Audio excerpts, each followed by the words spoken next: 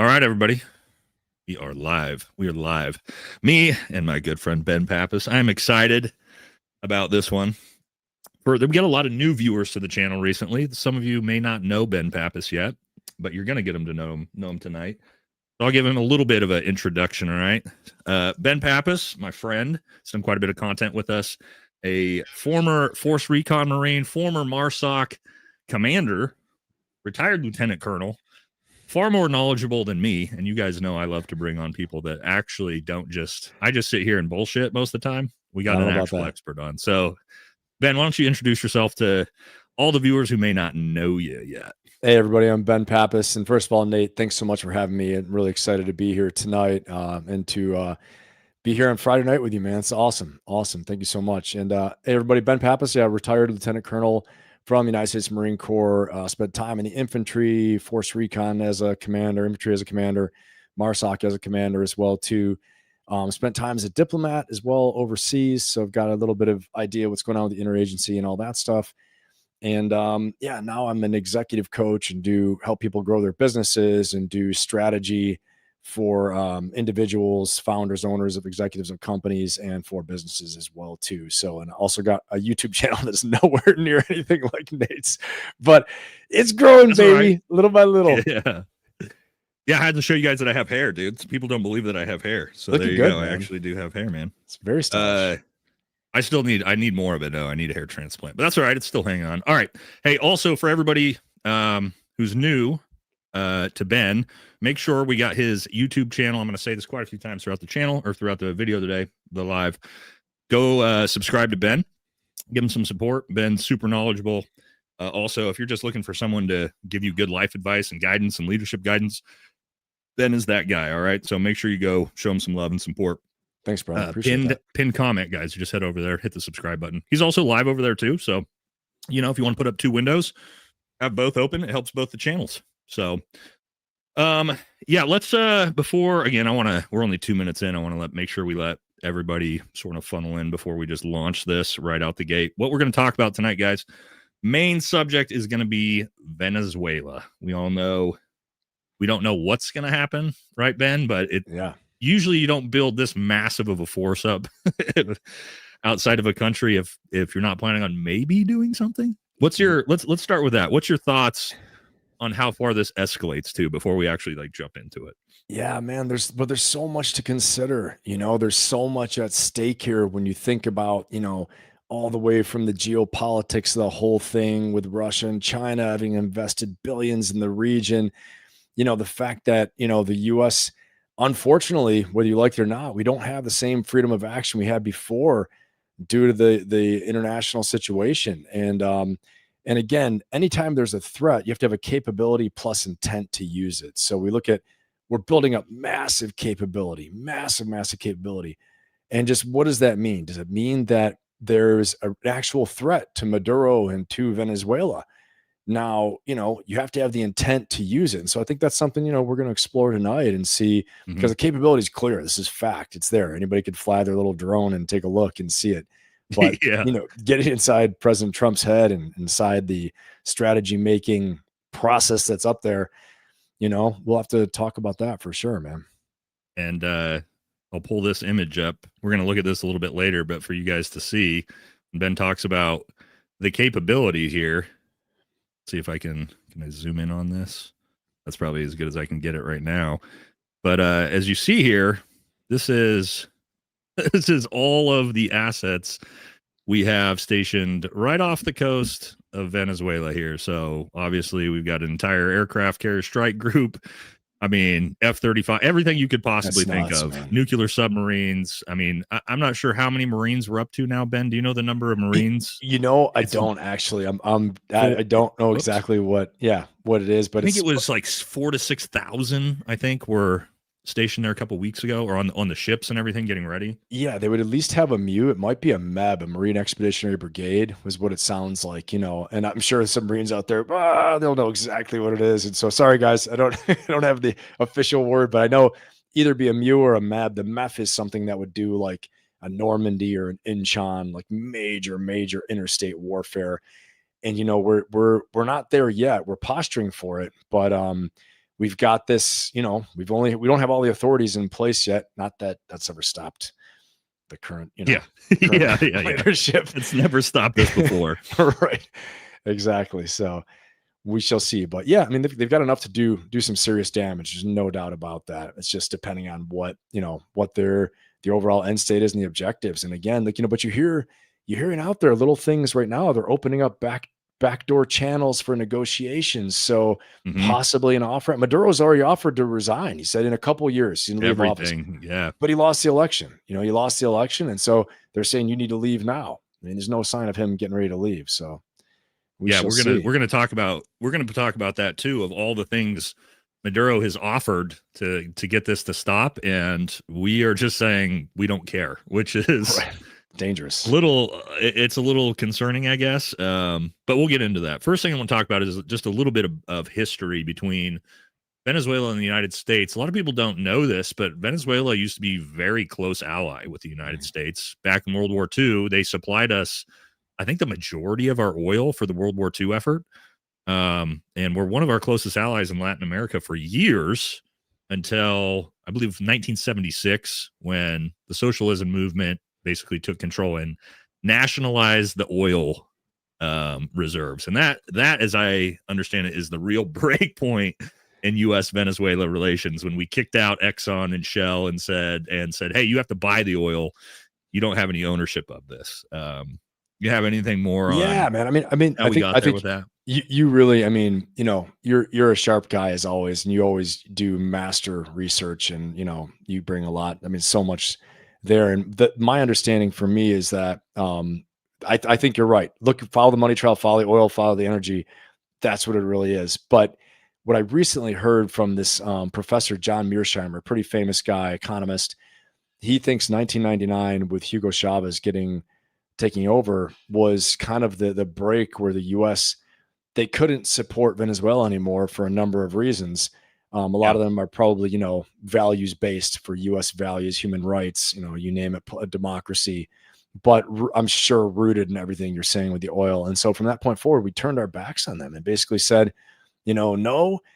And I think it's important. You have to stand up for your values and what you think is right. But at the same time, when you're playing geopolitics and, millions of lives are on the line, and strategic interests like the economy, economic stability, all those things like that, and you're playing the great game against Russia and China, they could have come up with a pragmatic solution to deal with the guy. And, I think we left a vacuum, and who stepped in? Russia and China stepped in. So, that's well, to your point with Chavez was kind of the move toward, like, the Cuba move, right? Where you kind of have that socialist communist leader take over, and that becomes, like, for us, the Red Scare. We can't have any involvement with anybody who's got communist or socialist ties. And to your point, then they turn to China and Russia, which we're going to talk about that, because that obviously is I think a bigger part of really what this is than just the oil. I think countering China, countering Russia is a lot more to do with this, and for I'm sure we'll get into that. And then just some interesting history with Maduro. He's kind of came from nothing guy, like a lot of these communist and socialist leaders are. Stalin, Hitler, and he was a bus driver in his early days, had no high school education, worked his way up through the socialist movement, and then became close to Chavez.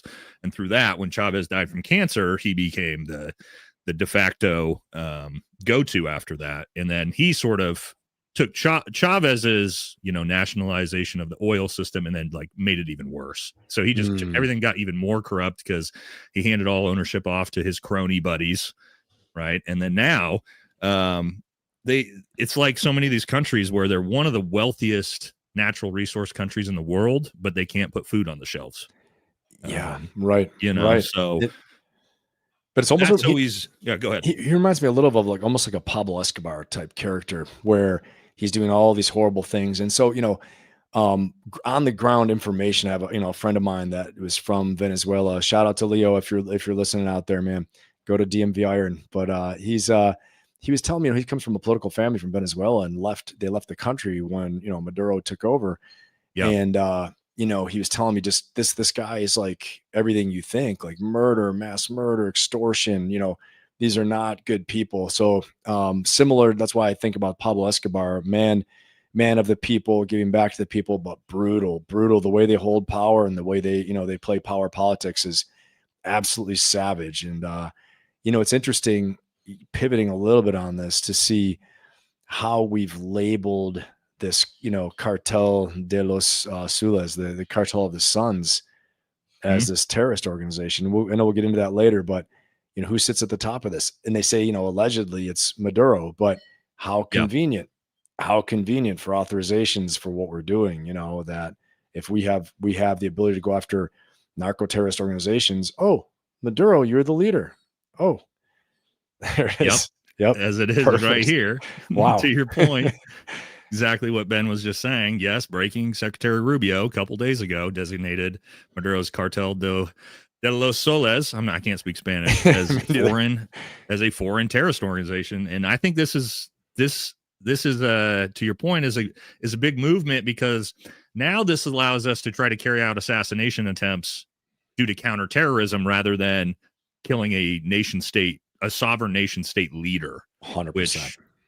Which looks a lot worse on the world stage when you're just assassinating leaders of countries. Right. 100%. And if they're terrorists, like Soleimani, we were like, well, he's a terrorist, so we can do this. Right. Exactly. And I think, it's like you look at then, so the legalities, and you're setting legal precedents, and, where the Article 2 for the president's right for self-defense, tied with, the cartel's operations fall right into the right for self-defense, according to what the DOJ wrote up for their findings. And, so you have pretext. And a lot of these things, in my opinion, are an ability and with the idea to cause fear and instability in the opposition, in Maduro, in his cronies, so the whole thing is with this cartel of the Suns.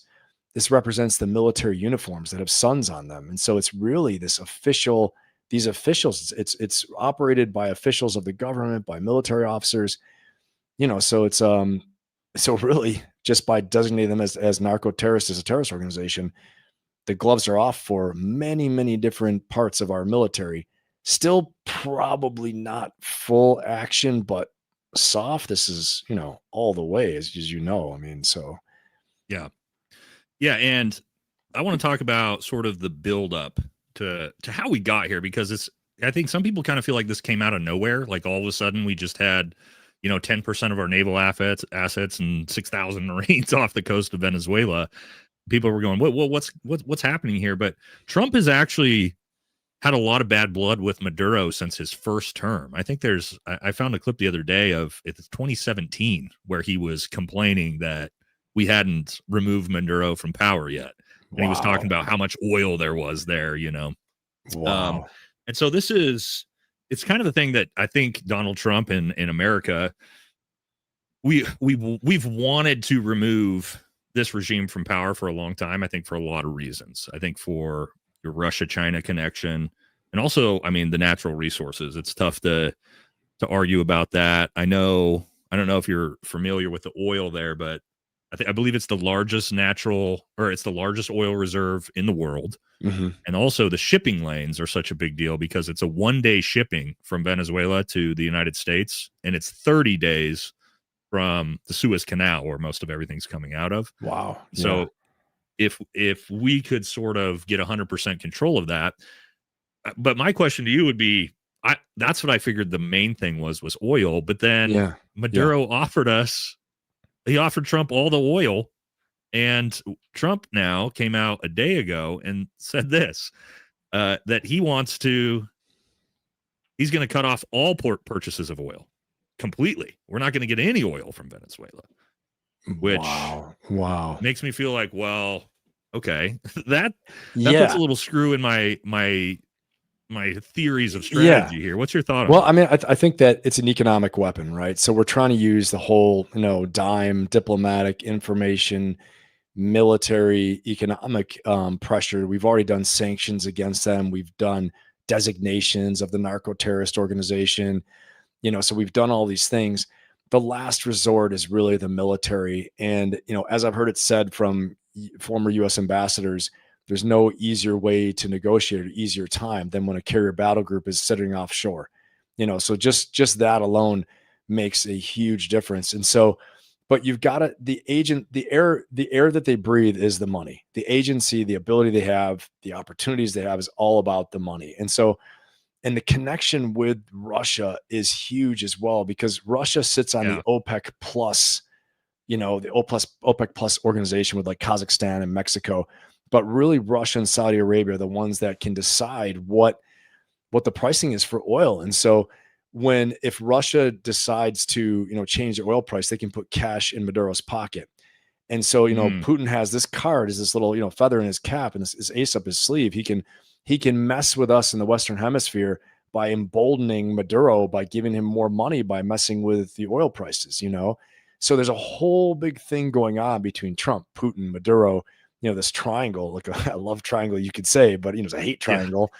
And so I think somewhere in there, everything you said is spot on, obviously, with the world's oil reserve and the shipping. I didn't even realize that, the 1-day shipping, all these things. But I think it's another tool to cause real pressure to get, if they can, like Sun Tzu, said, the classic bloodless battle. If we can get him to step down and claim victory without shedding blood, without, all those things, then, or without shedding our blood, actually, then we win. But Maduro, he's nasty. I think he's going to want to draw us into something. He's going to want to make us pay the price unless his own people within can shake him down. And so we're trying to cause that pressure, that instability through fear, through, hey, like we said, don't get on a boat, all these things like that.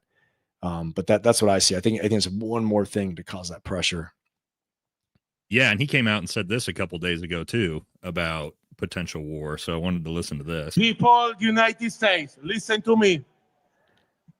War of Caribbean, war South America. No. Peace. Yes.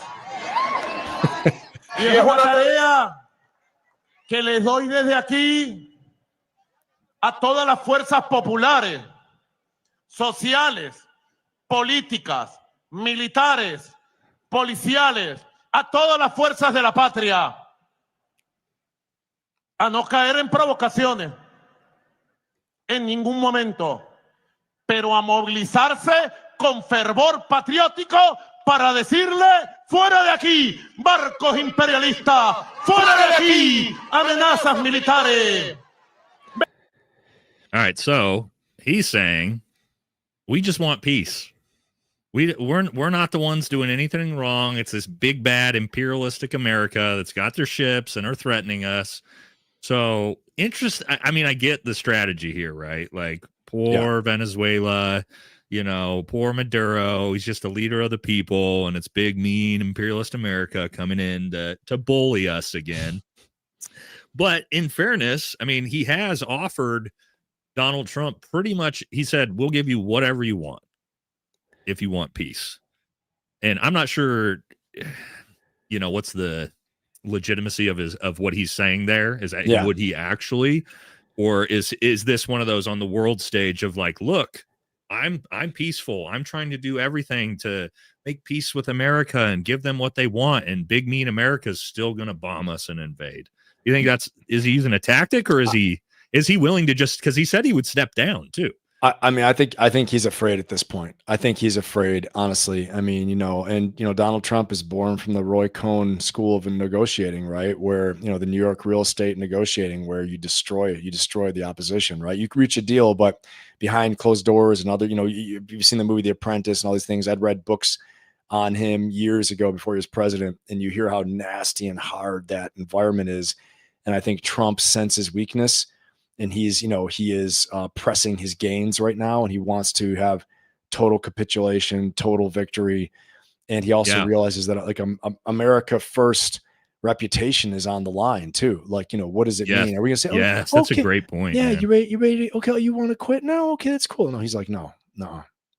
Like we gave you this chance. You wanted to play big dog before. You want to play big dog. Big dog's here. Now what? Yeah. So it's almost to your point of like, it's almost calling an America first bluff, right? I think Maduro knows President ran on being the president of peace. And it's like, yeah, invade us, dude. Yeah, you're right. Start another protracted 20-year war and watch what happens to your legacy. And I think Maduro knows that, and I think he's bluffing. I don't know if we're both bluffing. If this is like, I think I think you're right. A little for bit sure, both ways, for sure. You know, the only difference is I would say is I think you're 100% right. That's a great observation because the America first is actually don't go. But I think like, America pride, like, Team America type, like we're going to come down there and do what we got to do. Cause now, you pissed us off and we're going to come and shake you down. Now, the only thing is when you're both bluffing, Trump can go and take, basically, if you took like a pool cue ball on a string, he can go like this and whack him on the head. And I'm just bluffing. And Maduro can't do anything. He's like, get over here so I can punch you. No. Whack you in the head again. So you can keep, you can cause him pain. You can't strike one of our destroyers. No. Because then we'll just be like, okay, well, now you attacked us. Right. And Exactly. And now we're going to invade your country. Right. And so I think he knows that. And the negotiation gets easier when you apply pain, when you apply so much pain. And after a while, from within, the loyal become disloyal. And next thing you know, Maduro's in the street, So and well, we have seen that happen in some other Middle Eastern countries that we've done that too. For sure.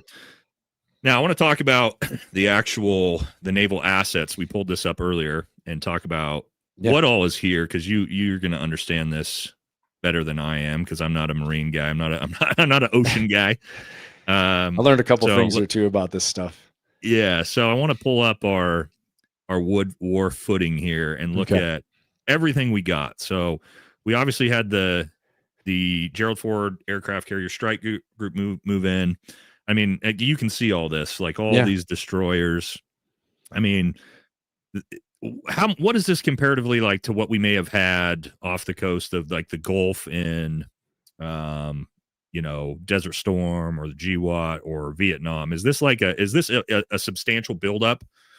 Would you say? I would say so. Yeah, I would say so. I would say it's a substantial buildup. I mean, I think the differences in technology today with the fire control systems and all of that, and all my surface warfare friends out there that really know this stuff, just bear with me. This is a Marine talking about Navy stuff, so come on.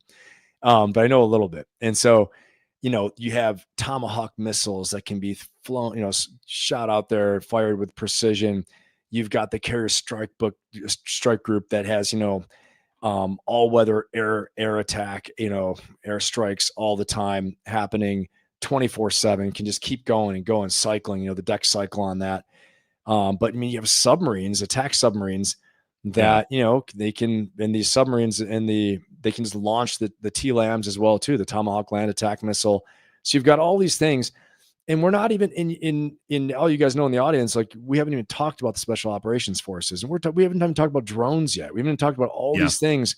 We haven't talked about, our ability to basically do cyber attack on you and shut everything down, shut your systems down. We haven't talked about, all these different things that they can do, and really make it a bad day. Interdict all your shipping, so you stop getting, your shipments of things, and interdict your supply chain, your logistics. The people start revolting with food. Now they have their own oil, but not if we start smashing refineries, or we start smashing critical nodes for maybe not the actual refineries, but the critical nodes that allow for shipping. We kill all the trucks. We kill all the trucks. I have actually a map of here.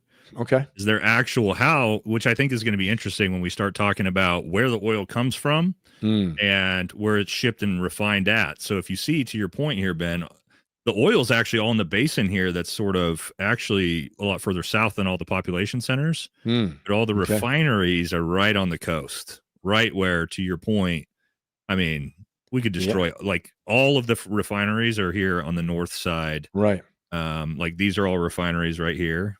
Right. These are the refineries all right alongside the coast. To your point, I mean, our destroyers could. Yeah, they can make mincemeat of everything. Destroy those without anything, let alone the fact that we have B-52s that can they can go straight with, like, a lot of our air assets come straight from America because I agree. I totally agree. And I think the big thing will be for President Trump, the question is, so we win the battle, but we lose the war. Is it we don't want to have like a Vietnam type of thing where, he's up there, look, peace, no peace. And then, next thing you know, we're in there, we're causing disaster in the ocean from, smashing refineries. And we're getting a little ahead of our skis because we're going to get to this, but I think it's a great point you just brought up, because we're going to get to what does a protracted war turn into, which is what could very easily happen here. How do I back that out? So as you see here, the actual oil basins. So you have the big, or again, I can't speak Spanish, guys. Sorry. Orinoco heavy oil area. This is the massive basin. And then the actual oil fields just north of that. Okay. Well, when we talk about, let's say we were to invade and actually take over, well, there's another map that I think is actually very interesting. Okay. When you pull this up, the topographical map. Wow. Now the entire basin is right here near this heavily jungled, forested area, which, as you know, if you're trying to pull the oil out of here, and I would assume most of Maduro's military will flee towards the jungle and turn it into a FARC style, insurgency like in Colombia. And so those oil fields are going to be right there along this jungle line, to where you're just going to get hammered by these, terrorist attacks and different things on your oil basins, and your oil actually trying to pull the oil out of there, which I think could become a huge problem, to your point of, like, you invaded, you took over. Regime change doesn't mean that, like, and we know this from the global war on terror, that doesn't mean the war's over just because you change the regime. You break it, you got to fix it. You broke it, you fix it. I mean, I think and again, this is the thing, like where you're saying is, how far do you want to push this? Because then if we go in there and you get hot-headed and you do this, I mean, first of all, we have so many leaders back in DC, national level leadership that are pushing against this. I think where we would look to see this becoming a reality of actually going in there and smashing them and having regime change is if we have a change to an AUMF, an authorization for the use of military force. Because right now we have, I can't remember what it's called off the top of my head. I just covered this, but it's the International Somewhat at War Agreement. I don't know. Everybody forgive me. It's something to that effect, but it's never been done before. That's why I don't even know what the name of it is. But it's never been done before. It's an agreement that we're saying, well, this is allowing us to go against the narco groups. And Maduro is the head of the narco groups, right? And so, but when we have an AUMF, that's actually Congress also, that's like passing a resolution saying, okay, we're not fully at war, but we're authorizing the use of military force. Like, then we have a declared theater of conflict, things like that start flowing from there. And that's when you could actually see, like, the Marine Expeditionary Brigade going in, smashing, followed by the Army coming in, and the whole deal. And if that happens, guess what? We're probably going to be strapping our uniforms back on and getting, maybe not going here though. We might be going, towards Russia or somewhere like that. Yeah. Now that's going to bring us into, before we do that, typically for regime change, what we would like to do is to use the CIA and different special operations units to just remove you from power, which we actually have Donald Trump, I think, a couple of weeks ago, which was weird that we just straight up announced that we were going to use the CIA to try to remove Maduro. But we actually, and Ben hadn't heard about this. I think I just learned about this through Chris Cappy's video. The CIA actually tried this, and I got a video. We're going to pull up Chris Cappy's video and let him explain it. We tried to pull this $50 million bribe off to Maduro's pilot to get him to fly him into Puerto Rico. So I didn't realize this even happened. Some of you guys may not have seen this, but let's watch this so we can see what the CIA just tried to pull off and got caught doing. Revealed from their sources that the FBI ran an elaborate rendition operation against Maduro. Rendition is another word for kidnapping, but the good kind, the kind that has lots of paperwork and is used against enemies of the state. Edwin Lopez, an agent with the U.S. Homeland Security Investigations Unit, was called in to look into some suspicious pilots and their jet that they seized in the Dominican Republic. These pilots were conducting some routine maintenance on their jet. It all sounds innocent enough, but they were doing it illegally because their Venezuelan aircraft was sanctioned. So by simply servicing the private jet out of the country in the Dominican Republic, this was a criminal offense in and of itself to the United States. Agent Lopez used this as leverage against the pilots when interrogating them about the seized aircraft. He pressed them on who they fly around, when they do it, where they do it, what celebrities and athletes are they ferrying, and where. Lopez then asked if they'd ever flown someone by the name of Nicolas Maduro in their jet. The chief pilot, named Bittner, admitted that he did frequently fly Maduro around. According to insider reporting, the U.S. government then offered Bittner, the chief pilot, a deal. All he had to do was secretly divert their next flight with Maduro on board to a U.S. airbase, and America would then capture him and incarcerate him. And America would make him filthy rich, $50 million richer, which is a full bounty on Maduro's head. If that sounds crazy, remember that's pretty much the exact same plot that worked at capturing the top cartel bosses from Mexico in 2024. This move is now the FBI's go-to signature kidnapping hat trick at this point. But would that offer really be enough? No amount of money could guarantee Bittner's safety. That pilot knew he would always be looking over his shoulder for the rest of his life if he took that money. He might never be able to go home. But the pilot wrote back a final defiant text saying he would never betray Maduro like that. And the U.S. intelligence community was shocked at being left on red like that. In response, they fully crashed out and went hard on him. U.S. officials posted on X compromising photos of the chief pilot where he was seen talking to Venezuelan opposition leaders. No one is more catty than federal agents that have been let on. This post could have been very embarrassing for Maduro, and it could have gotten the pilot Bittner life in prison for his treasonous activities. Because the post quickly went viral, it was seen by 2.8 million people, and this forced Bittner out into the open and panicked President Maduro. From flight tracking data, it looked like his private plane took an immediate U-turn back home while it was up in the air. Maduro's government clapped back and made their own counterpost, denouncing what they called quote-unquote opposition lies and praising the pilots for their loyalty. The spy v. spy shadow war here is between... All right, so Wow. we almost had him. Whoa. And that pilot turned the plane around and did not take the $50 million.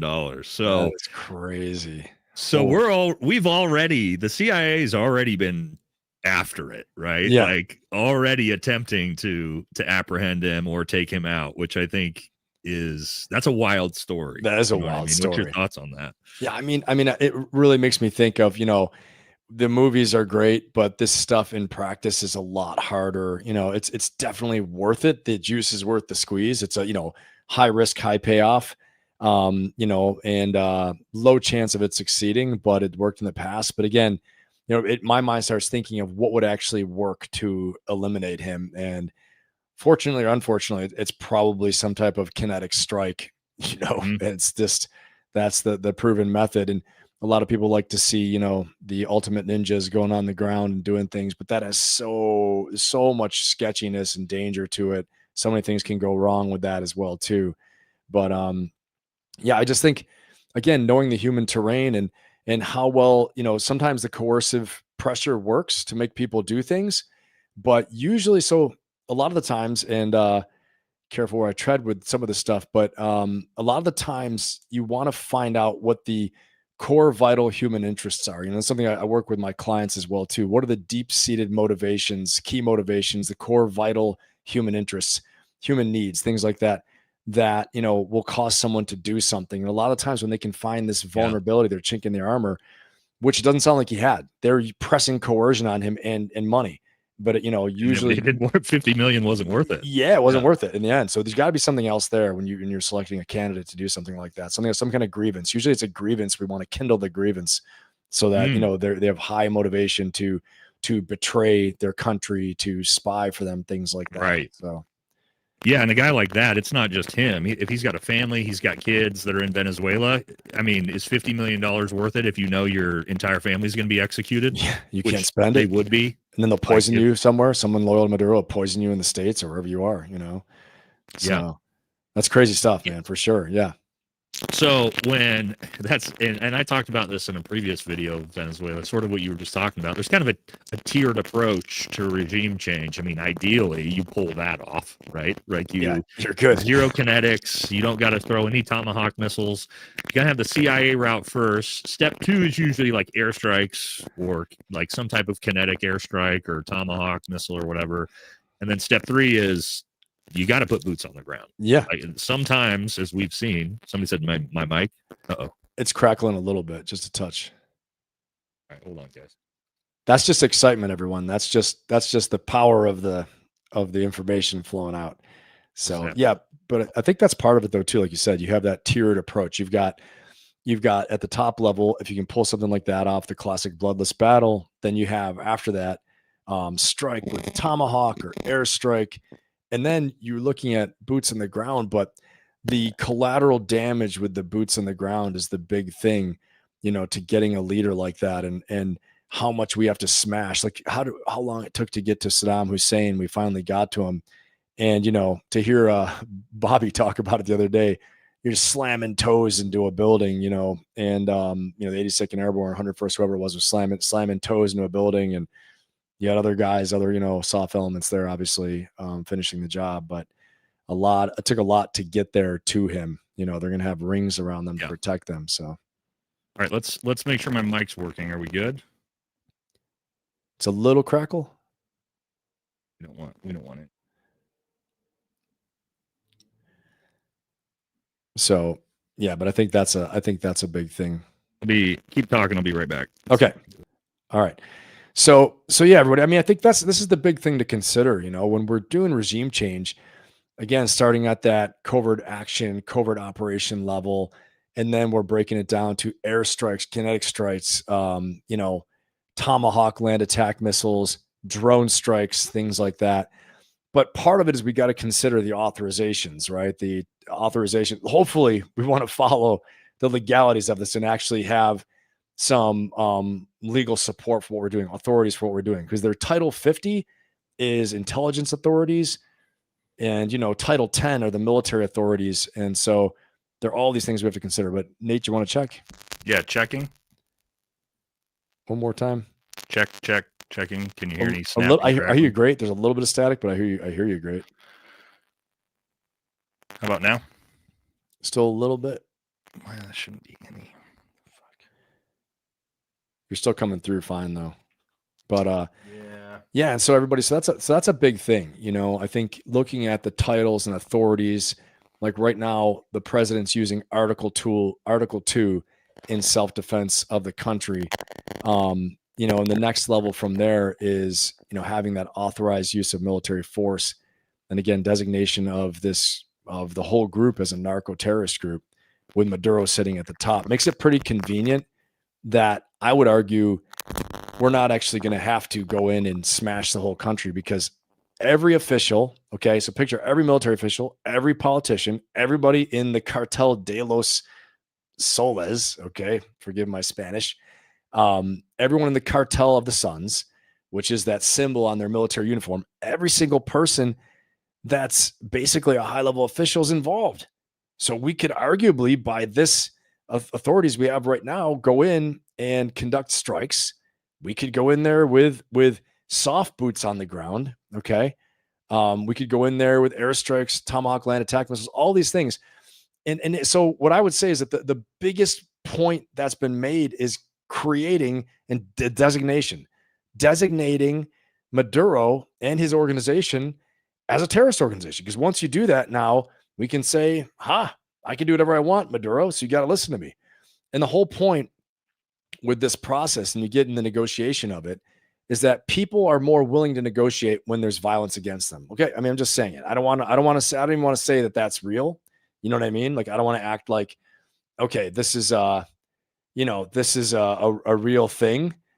And I want to tell you that, peace is the way. Yeah, I want to say it, but it's not. I mean, it's proven that when there's someone trying to get something, like an organization, a country, a rebellion, a movement, right? A political movement is trying to get something from the opposition. A lot of the times it's going to take coercive force. It's going to take violence. It's going to take all those things. Okay. And so I think, looking at that and looking at the fact that we have all of these weapons arrayed against him, and despite Russia, despite China, I mean, people can say all you want. Oh, they want to. You think that Russia and China want to fight us in the Western Hemisphere? Okay. Now, Taiwan, 100%. Chinese are going to get after it, right?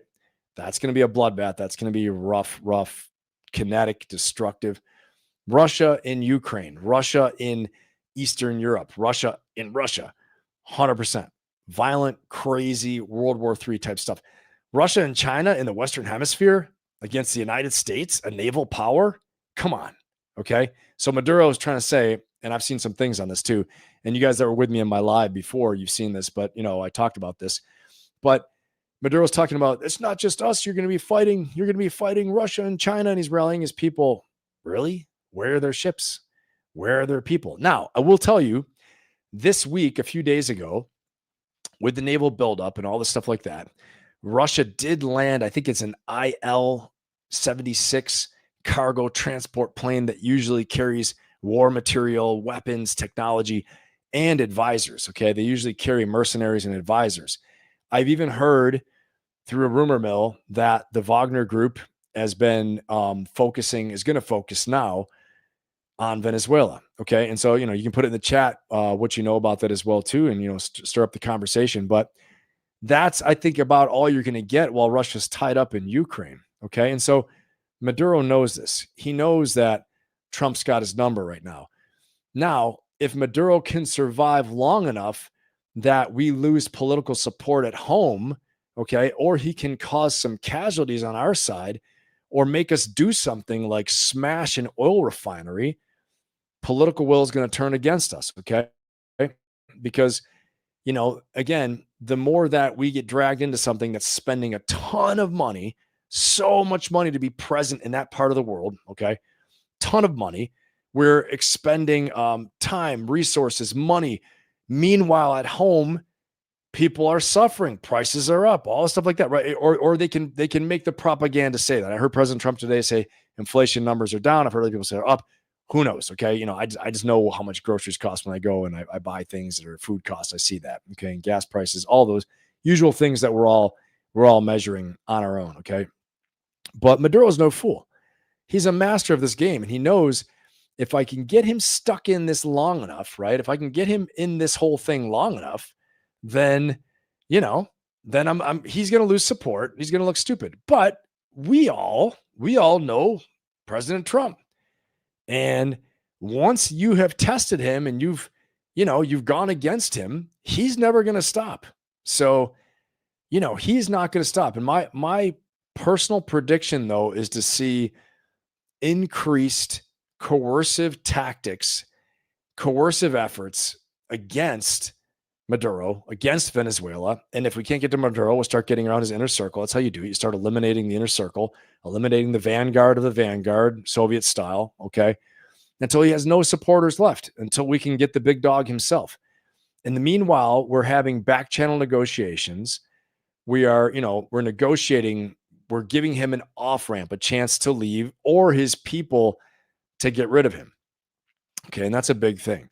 So let's talk about what it would be like. Hey, am I back? Am I perfect? Live? Yeah. Sounding good. Oh, I got to change out XLR cable. Great job, dude. Sorry. I would be so lost. I would just, you'd have me on the caveman camera right now. Panicked, but we got it. All right.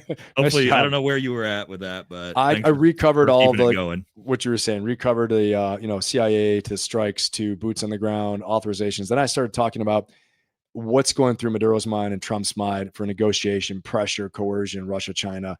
But we could pick right back up. I just expanded on what we were just talking about. Right, everybody? That's our story. We're sticking to it. Don't tell them I was talking about Pokemon. All right. So, yeah, we talked about obviously if, the first two fail and you have to put boots on the ground. I want to get into what is and this is really why we have Ben here for the real expertise, because I have no idea how this works. What does a amphibious assault of Venezuela look like? And it looks beautiful.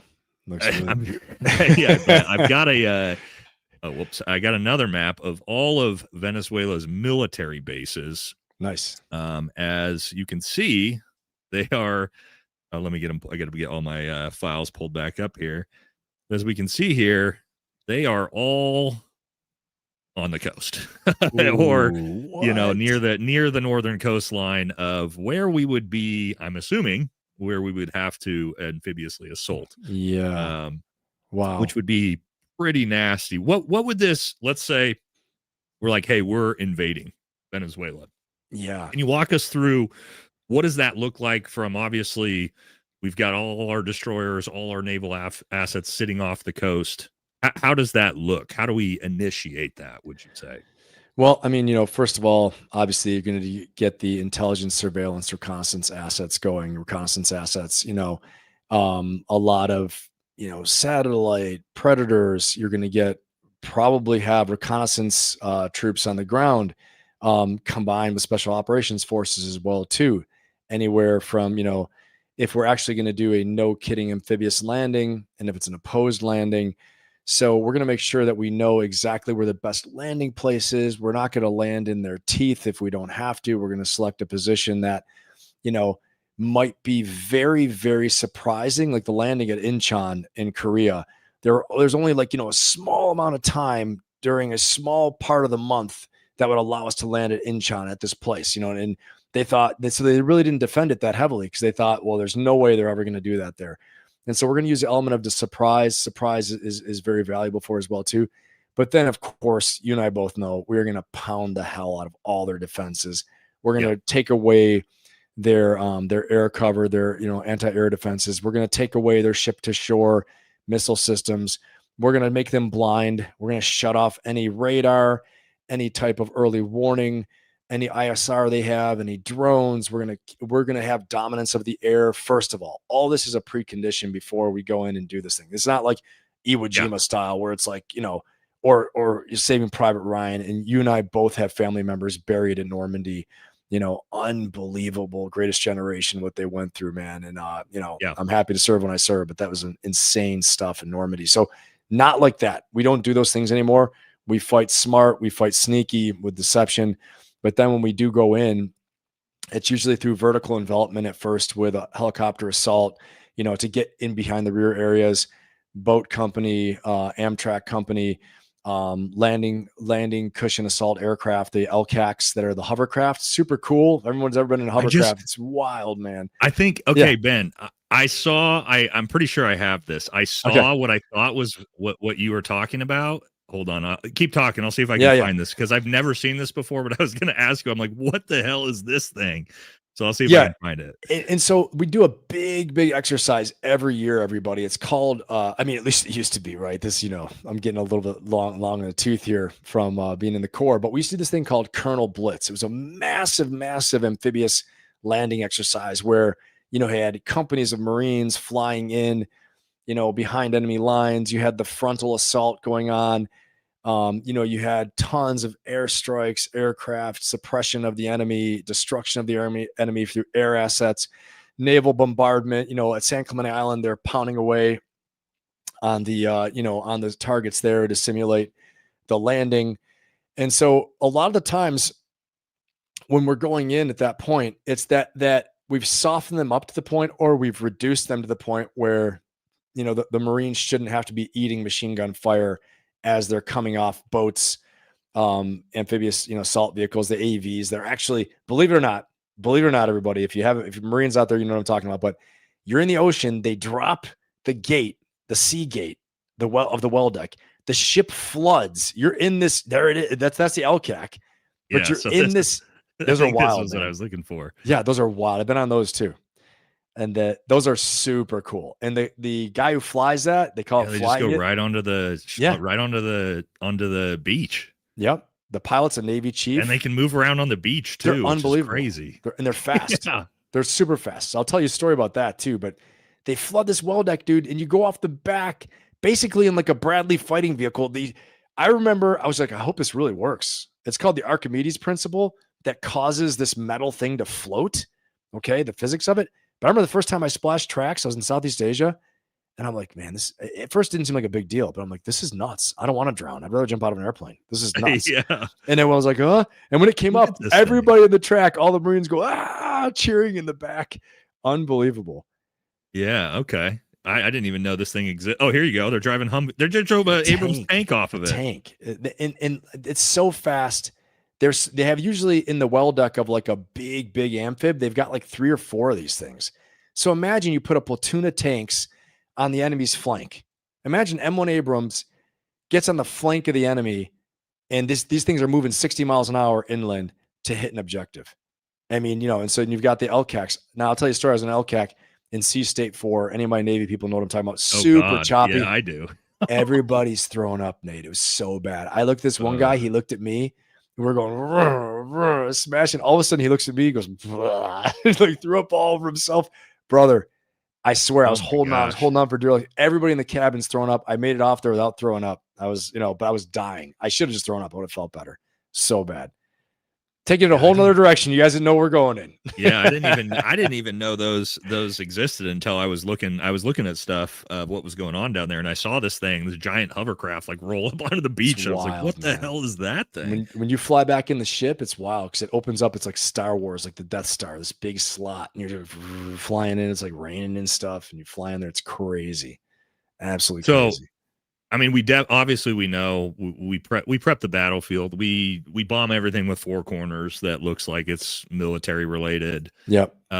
We at least clear enough area, I'm sure, to get the amphibious assault. It's not, to your point, it's not going to be like D-Day where we rush machine gun nests for no reason. Yeah, it's not how we're going to operate anymore. Once we get a foothold and we get in there, though, now, I mean, from what I understand, actual numbers, we can look at Cappy had another really good segment on what Venezuela's actual military power is, which is not really as great as people think. The numbers might look good, but how loyal are they? How well is everything maintained? So let's look at this first, and then we'll talk about what urban warfare might look like. Once we actually put boots on the ground, but just to see what they actually have as a fighting force here. Has been fought in secret chats and back channels. The next one's happening in broad daylight. And the size of the U.S. military buildup suggests something far bigger than a counter-narcotics mission. Both the United States and Venezuela are mobilizing huge amounts of force. Since September, the United States has very publicly amassed the largest military force in the Caribbean since the 1980s. Roughly 10% of the entire U.S. Navy is deployed to the Caribbean by late October. And this is even before the USS Gerald R. Ford strike group with some 80 more combat aircraft arrived, with the largest and most advanced aircraft carrier in the world. Cuban intelligence is reportedly closely monitoring this buildup and sending those details to Venezuela. Now, satellite images reveal the extent of this buildup. The U.S. military is doing extensive construction with upgrading an old cold, in this case, American States in the Caribbean.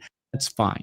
You want to, quote, guarantee peace. However, he forgot and issued a stern warning that he has 5,000 of the Igla-S anti-air missile systems that he's activated to, quote, guarantee peace. However, he forgot everyone and their mom nowadays has access to information on weapon systems capabilities. The Igla-S has a short range of 10,000 feet. It's only really good for taking down helicopters in the short ceiling, not stealth fighter aircraft.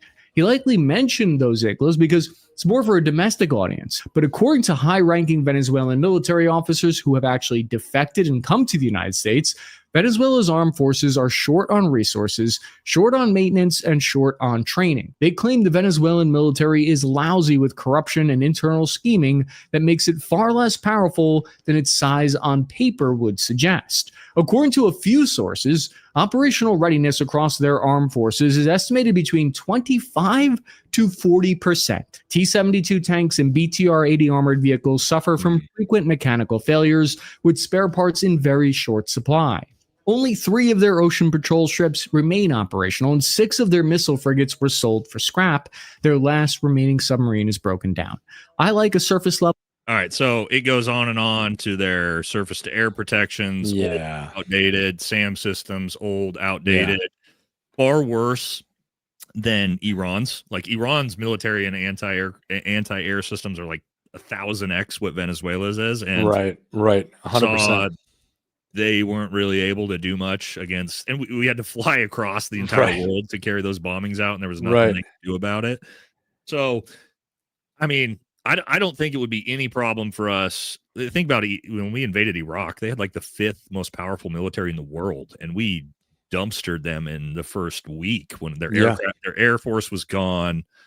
I don't think it would be any problem for us to invade. I think it turns into an insurgency type battle in the urban warfare really, really fast in the cities. What's your thoughts on that? Yeah, I mean, I think you're right about that. I think it depends on the level of support he has, in the population. I think it depends on the level of their desire to continue fighting, and it depends on, like you're saying, if we go into regime change and we do all that.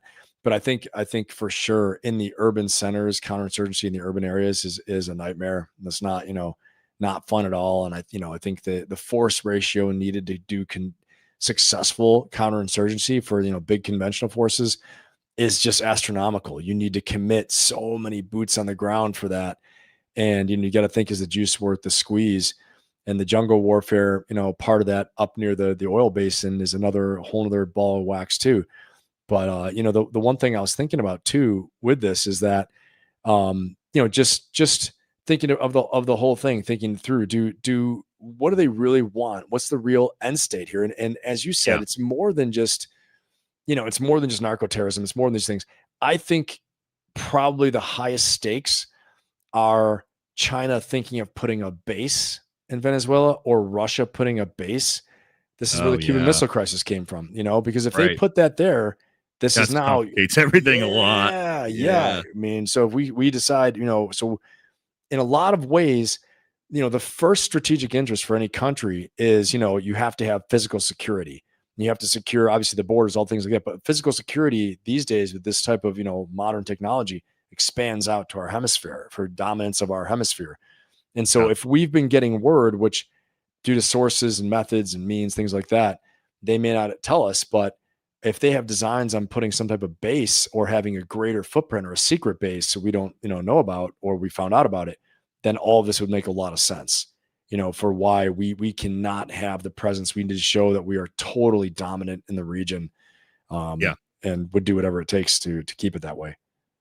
I think one of my big worries is with Venezuela is just like Iraq and Afghanistan, where we're already hearing, right? Like all we got to do is set the conditions and maybe put boots on the ground, and the Venezuelan people will rise up and they'll partner with America and we'll bring down Maduro. And it's like every time we've ever tried that, that's not what happens anywhere. Right. We always end up in a nasty, protracted counterinsurgency battle, right? Where you can remove Maduro from power, but just cutting the snake's head off, actually get rid of the hundreds of thousands of loyalists that Maduro does have. I mean, the reality is you have factions there in Venezuela, and that's why I brought the topographical map back up. When you're talking about, this is in Iraq where you can roll tanks. I mean, you roll tanks in from Kuwait and everywhere else and just drive to Baghdad. I mean, you're talking about even the coastlines are fairly, hilly and mountainous. Everything's vegetated. You have the full mountain range that comes across here. And then again, you got the massive jungle right behind it. This is like not a easy environment for us to roll your conventional military into, to roll your Abram tanks into, to move your strikers into. I mean, this turns into it feels like it turns into a Afghanistan style counterinsurgency type warfare really fast, even if you do remove Maduro, I mean, I think at least what it seems like. I think you're right about that. And I think, sometimes what it makes me think, after the experiences we've both had, you think the devil, sometimes, like, is there a way to turn Maduro so that we're now your strategic partner? Great example of that. Right? Yeah, that's it. We're exactly. We're now your strategic partner. You're going to get rid of all the other people. Everything's coming through us. And if he'll cut a deal like that, then that's a whole other ball game. And you keep a lid on things. You're our guy now. You're our guy in Latin America. And so, but like you said, if we get rid of him, then the devil we know, who's next? Maybe someone more psycho that's worse, more revolutionary. Or speaking of, I know exactly who's next, and she's already promising the United States. She's basically just, hey, we'll sell. She's ready to sell the country out, which is Machado, right? And she was on here with the president's son, and listen to what she had to say. She pitched us essentially regime changing, and she's the resistance leader, right? Wow. So, forget about Saudi Arabia. Forget about the Saudis. I mean, we have more oil. I mean, infinite potential. And we're going to open markets. We're going to kick off the government from the oil sector. We are going to privatize all our industries. Venezuela has huge resources: oil, gas, minerals, land, technology. And as you said before, we have a strategic location, hours from the United States. So we're going to do this right. We know what we have to do. And American companies are in, super strategic position to There it invest. is. This country, Venezuela, is going to be the brightest opportunity for investment of American companies, of good people that are going to make a lot of money. There you go. There's the money. There you go. There's the money. That's the opposition leader, right? She's just won the Nobel Peace Prize. Is she She in dedicated Venezuela? it. Yeah, she's the opposition. She's the opposition leader in Venezuela. Machado. She just won the Nobel Peace Prize for it. She dedicated it to Donald Trump, right? And she's on Donald Trump Jr.'s podcast. She's the one that talking said you about- should have won this. She's the one. I hear him saying she said I should have won, and I'm like, and she's there telling America, "Hey, come change the regime, and we'll give your oligarchs whatever they want." Right? So yeah, I mean that sounds like the plan that's looking like it's about to go down. But the question: did she win the election from him? Is she the one that No. won and someone else? I don't think so. Or Okay. did she? Chattel? No, I know she's been the opposition leader, the moral opposition leader. Because I but heard that he lost the election. She's definitely poised to be the one who sort of is regime changed into. That's and wild, man. it's everything you would expect to hear, right? Like, hey, we're going to open it up to whatever your corporations want, right? Right. And so, I mean, I'm always so hesitant to believe this anymore, right? Like hey, just come overthrow the bad guy, and we promise everything will go great. Like we did it like 6 times in the Middle East with Gaddafi, with Saddam, and it's like with Assad, and it's like it never really has panned out the way the promises have come. It's like all these little monsters come crawling out of the hole after you're like, okay, and then all of a sudden they come pouring here comes out. ISIS, and here comes and you didn't know about this leader and that leader who are like, don't you know the history? She's a mass murderer too. You're like, we didn't know that, and so there's exactly. Right? It's like, turns out she's just as bad as the previous one. Right. But so, excuse me. That's why I was going to move into regime change, and what here comes like the what's in America's interest, right? Because you listen to her there and you're like, this sounds like a great idea. We should 100% remove Maduro from power, get rid of the dictator, put in this pro-US puppet who's going to let American companies do whatever they want. Where I've got to the point from, Ben, and I'm sure you can relate to this, is like we use the U.S. military and young men to go fight and die to get opportunities like getting your oil. And what have the American people got out of that? What did we get out of overthrowing Saddam, of overthrowing Gaddafi? Like at the end of the day, what did we really get out of that from an America first standpoint? Like gas prices aren't cheap. Right. You know what I mean? Like 100%. We were that was the promise of the global war on terror, is like, well, hey, at least gas prices will be cheap. And then they were $5 a gallon while we were still in Iraq and Afghanistan. And you're going, what the hell are we getting out of this? What are the American people? My question is, what do the American people get out of a regime change in Venezuela? I mean, just dialing back really quick to the global war on terror. I think the easiest promise would have been, I'm promising you revenge. And eventually it was served, but justice and revenge for what happened. But what do we get out of this? And so I think we've got to go into national strategy making right away. So looking at how do you make national strategy for a country like the United States. So the first thing, again, like I was discussing earlier, is physical security and stability. Every country, every person, every corporation, the first thing we need is physical security and stability.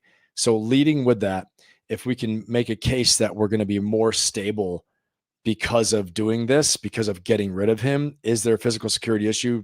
The administration would argue yes. Many of us would as well too. They had a policy of mass deportation or migration, sending them away into our country. I think to the tune of 7 million from the facts that I researched. I think the largest immigration in Latin America was Venezuela. And by I put E in front of it, as in people fleeing and leaving Venezuela. One of the highest in all of Latin America. Okay. Your point. And so that's one of them. The next is the weaponizing of the cocaine flows. When you have the fact that the cartel leader is Maduro, more or less, and his officials, maybe in the strategic sense and the leadership sense, but at the operational sense, he's connected through this Cartel de los Solas. And then so, you Ben, know, hold on. People are saying this is pre-recorded because we're not acknowledging that Marjorie Taylor Greene resigned. We'll talk about it after, guys. Chill. We're not pre-recorded. pre-recorded. Did you not see when Nate was gone? Would I not have edited out that me trying to figure out my microphone? You fucking idiots. Come on. That's right. Come on, chat. Jesus. Come on. We'll talk about guys. We see Marjorie Taylor Greene resigned. We got it. We'll talk. Seriously, she did. I guess that's what chat just all right. happened. Learn something every day. Guys, we'll get to it. Let us finish Venezuela first, please. All right. Stand by. And so we got to look at so is it credible? Is there a credible threat to our country? Are things happening to our physical security? You know, there's a quote from Maduro saying, I think at that 2017 timeframe was that I want to flood the streets with cocaine to destroy America, flood the streets with cocaine in the United States to destroy America. This is like a quote from him, something to that effect. So definitely a credible threat, in maybe not the existential threat to the United States, like the United States is going to go away, not like, you know, Russia or China or maybe any of them could do. But so there's definitely a credible threat. The next thing is economic prosperity. So if by regime change, would we stand to gain, you know, access and control of oil reserves? Would we stand to get all these deals she's talking about? It's all arguable. Can we not get that from another strategy, right? If the ends are controlling the oil, can we not cut a deal for that? Can we not put pressure, coercion, forced negotiation, get some type of deal that is enforceable, you know? And so I think, you know, why would we do it? We would have to do it for a reason that secures our country for long-term stability. We'd have to do it because we're going to gain economic prosperity. The next one that gets kind of sketchy is like values projection to promote democracy and all these things like that, which we know is that one. We've overthrown 30 Latin American governments. Right. We've got nothing but socialism from it. So And so I think we're finding that I'm not sure we've proven that strategy has ever worked. Right. And so maybe it's more pragmatic today. So maybe values projection is like, you know, okay, you do you, I'll do me. We meet in the middle, you know, we're safe, we're secure. So there's the difference between in international relations, realpolitik, you know, which Russia has always been known to play. And it's just power politics. You know, it's very pragmatic. I don't worry about the way you do things. Russia and China are both the same way. You do your thing the way you do it. We cut a deal. It's mutually beneficial, you know. Power politics. And the other thing is you have like neoconservatism where, you know, we have, you know, liberal interventionism, all these things where, you know, we're going around saving the world at the cost of blood and treasure for us. But I think pragmatism needs to win the day for this. And we have to really look at, as you're saying, what's in it for America.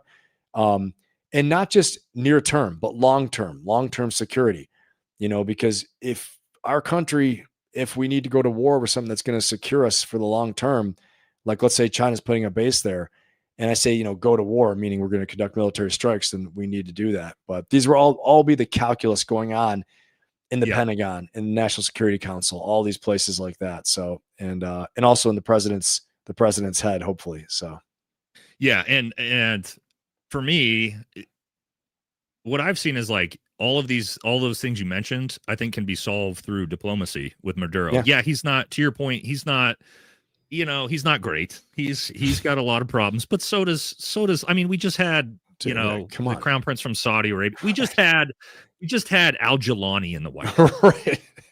Al-Jilani, who has killed dozens, if not hundreds, of our brothers and sisters, is now the leader of Syria. So, like, are we pretending like Maduro is morally more reprehensible than the guy who used to hold up severed American heads on TV? I agree with you. Probably not. And if he's willing to offer us, and maybe this is Trump's, like you mentioned earlier, where Trump is just kind of like forcing this to the limit to really capitulate to get everything we want. Yeah. I'm fine with that strategy, but like the idea that we need to go in and remove a guy from power who's literally like, hey, we'll let you have whatever you want and use American blood to do it. That's where I'm like, nah, dude. Like, I'm with you, man. I'm with you. I don't think we need to go, you know, putting boots on the ground and bombing people in Venezuela. If Maduro was going, hey, fuck you, we're not going to do anything you say, and we're going to let China and Russia come in here and we're going to give them all the oil. Now we have a conversation, but that's not what this is from what I've seen.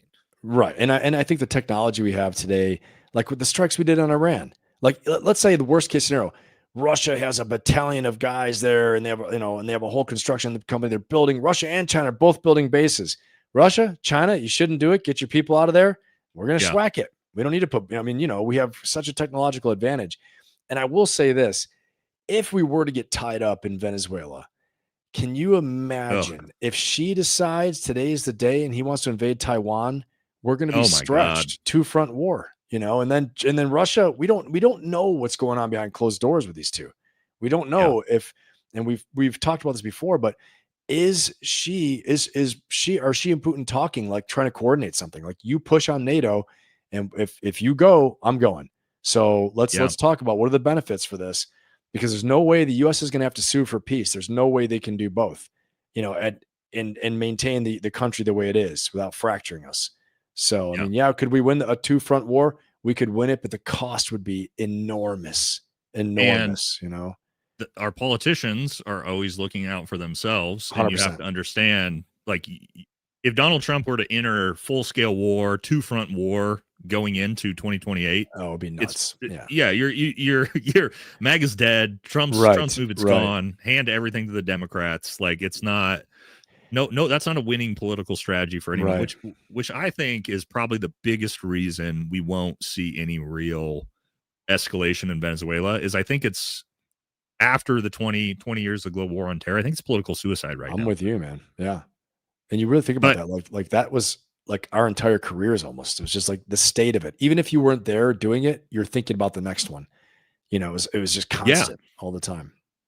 And I don't get me wrong, guys. I think it won't be more than another, let's see, how far are we off of Afghanistan, 2021? It won't be more than 15 years before we're in another full-scale war, because we're America. 31. And 31. And we'll forget. 2031. Everybody will forget, right? And then like the anti-war sentiment will go away, just like Vietnam. I mean, keep in mind, like post-Vietnam was one of the craziest anti-war sentiments, and we waited 75 to 93. Desert Storm 93 or 96. So it was about 20 years, and we got right back to it. I think, and obviously, if for special operations forces, it's going to be, a lot more than that. For the Marine Corps, things like that. They say like every 10 years, basically, you're in some type of shooting match, for sure. So a lot of interesting stuff. All right, I think we kind of crushed the Venezuela topic. You want to hit some super chats? Yeah, man. And then we can talk about, I just pulled it up. We will talk about Marjorie Taylor Greene resigning from Congress, because that's happening in real time. All right, guys, calm down. We'll hit super chats for the questions, and we'll talk about it. And then if Ben wants to stick around, we can. I'm going to talk about the the Trump and Democrat fucking congressmen's and the sedition. I'll stick around for that for sure. We'll talk about that and our feelings on that. My feelings are everybody's fucking dumb on this. I think the Democrats are dumb for what they did. I think Trump's dumb for what he said, but we'll get into that. All right, super chats. We'll talk about Marjorie Taylor Greene. I've got a hard out at 7. We're going to go over to my buddy Chris's channel. Everybody's coming with us, so we got 45 minutes to get through these, as long as Ben wants to stay with us. Awesome. Let's hit him. All right. Let's do it. Spiritus Invictus Semper Fi. Hell yeah, brother. Awesome. Spiritus Invictus, man. MARSOC. We got a lot of Marines in the community. So. Awesome. All right. Salish German says, see Trump's ridiculous 28-point peace plan for Russia-Ukraine war. Rewards a dictatorship. Oh, man, you're going to not like my response to this. Rewards a dictatorship for war of aggression in Europe. Fully satisfy the maximalist demands, and then twist the victim's arm into outright capitulation. Guess what? Ukraine would have been conquered had the United States not stopped them. So we're here talking about what's in the best interest of people. Here's the deal. Russia fucking won the war. If you don't like it, well, in my opinion, we don't need to be funding that war to begin with. And that might be controversial, but I've held that belief since day one. I think it's a Slavic civil war. I don't want my tax dollars being spent on it. And I'm sorry that Russia took a bunch of territory, man. Like, what do you want? You want Russia to give back all their territory that they just bled 1 million people for? You think they're going to do that? I don't know. What's your thoughts on that, Ben? I think you said it very well. It's like, as much as I don't like it, as much as how are we going to reverse it when you have a determined enemy, a determined power, like, and anybody could say, well, they're not competent. Oh, but they're competent enough to lose 1 million people and gain the territory. And as you just said, after all that, I mean, it's peace and would be the best thing. Obviously, making Ukraine whole again would be great if they just reversed course and they left. But how are we going to get them to do that? That ain't going to happen. Yeah, it's not going to happen with another. With another, you're going to have to spend another $500 billion and another million, however many millions of lives. Yeah.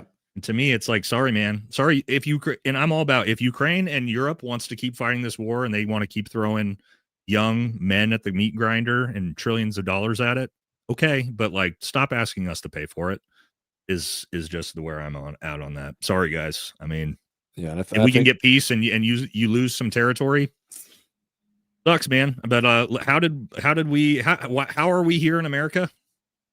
We came here and we conquered it, guys. I mean, this is just kind of the way it goes with war sometimes. So I would rather have us have peace between, like, I'd rather have us not have things escalate into World War III, which very easily could happen in that conflict. Yeah, I guess, you know what I mean? Like, yeah, I think it sucks for both sides and it's not great for anybody, but yeah, man, I think it needs to end. It's enough's been enough in that war, I think.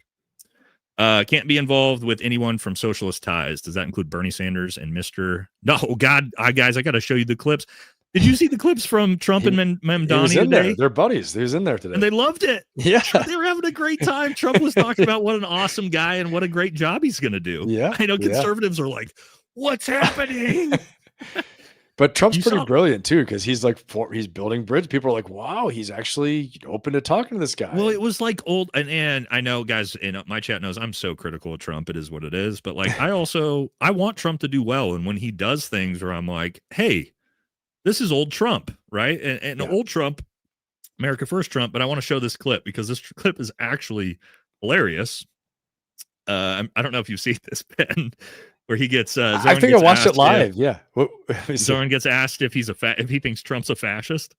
No, I didn't see Trump's response is just amazing. Like I'm like, this is old Trump. This is the Trump I used to like right here. President Trump, Stephen Nelson from the New York Post. I had a question for you, and then also one for Mayor. Sure.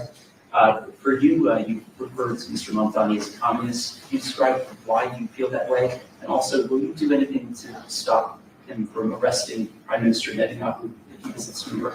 Well, we didn't discuss your second part of the question. And on your first part, I mean, he's got views that are a little out there, but who knows? I mean, we're going to see what works, or he's going to change also. We all change. I changed a lot from when I first came to office. It's now quite a while ago. It's quite a while. My first term was great. We had the greatest economy in the history of our country. We're doing even better now. We're doing much better now than we did even the first term.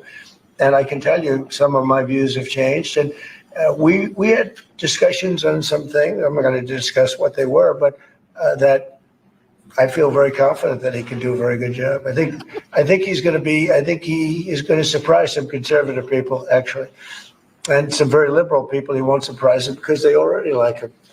And then he also, I mean, like people are like, wait, what the hell? You think he's going to do a great job? But then he also, I thought I had a different clip. I'm sure you guys have seen it.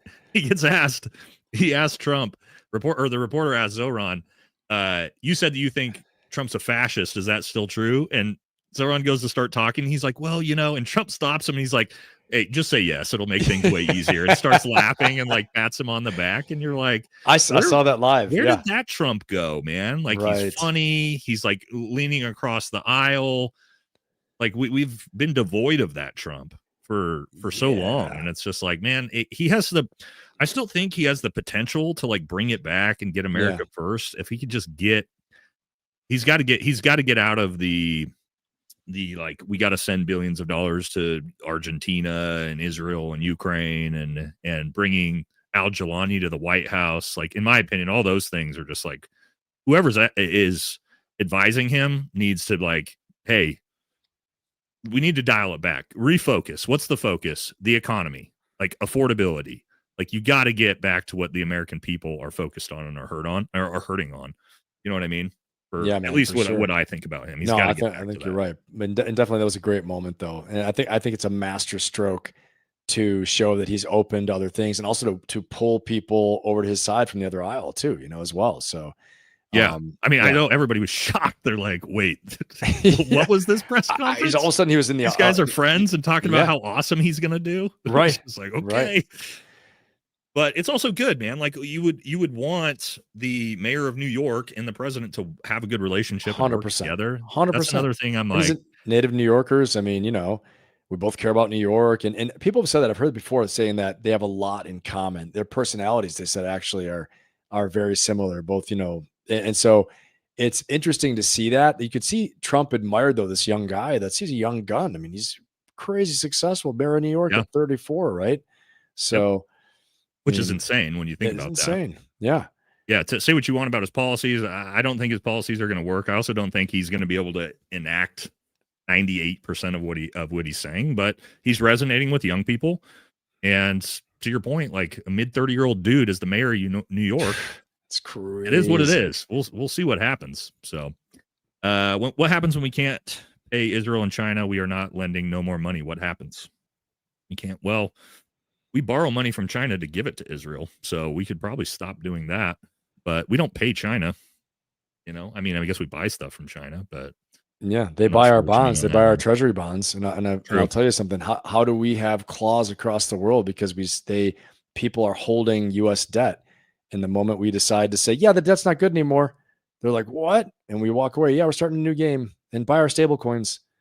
Well, I was just going to say, there's a lot of theories that America might wipe its own debt out with just a blanket, like, sorry, we can't pay you back. Buy our Bitcoin.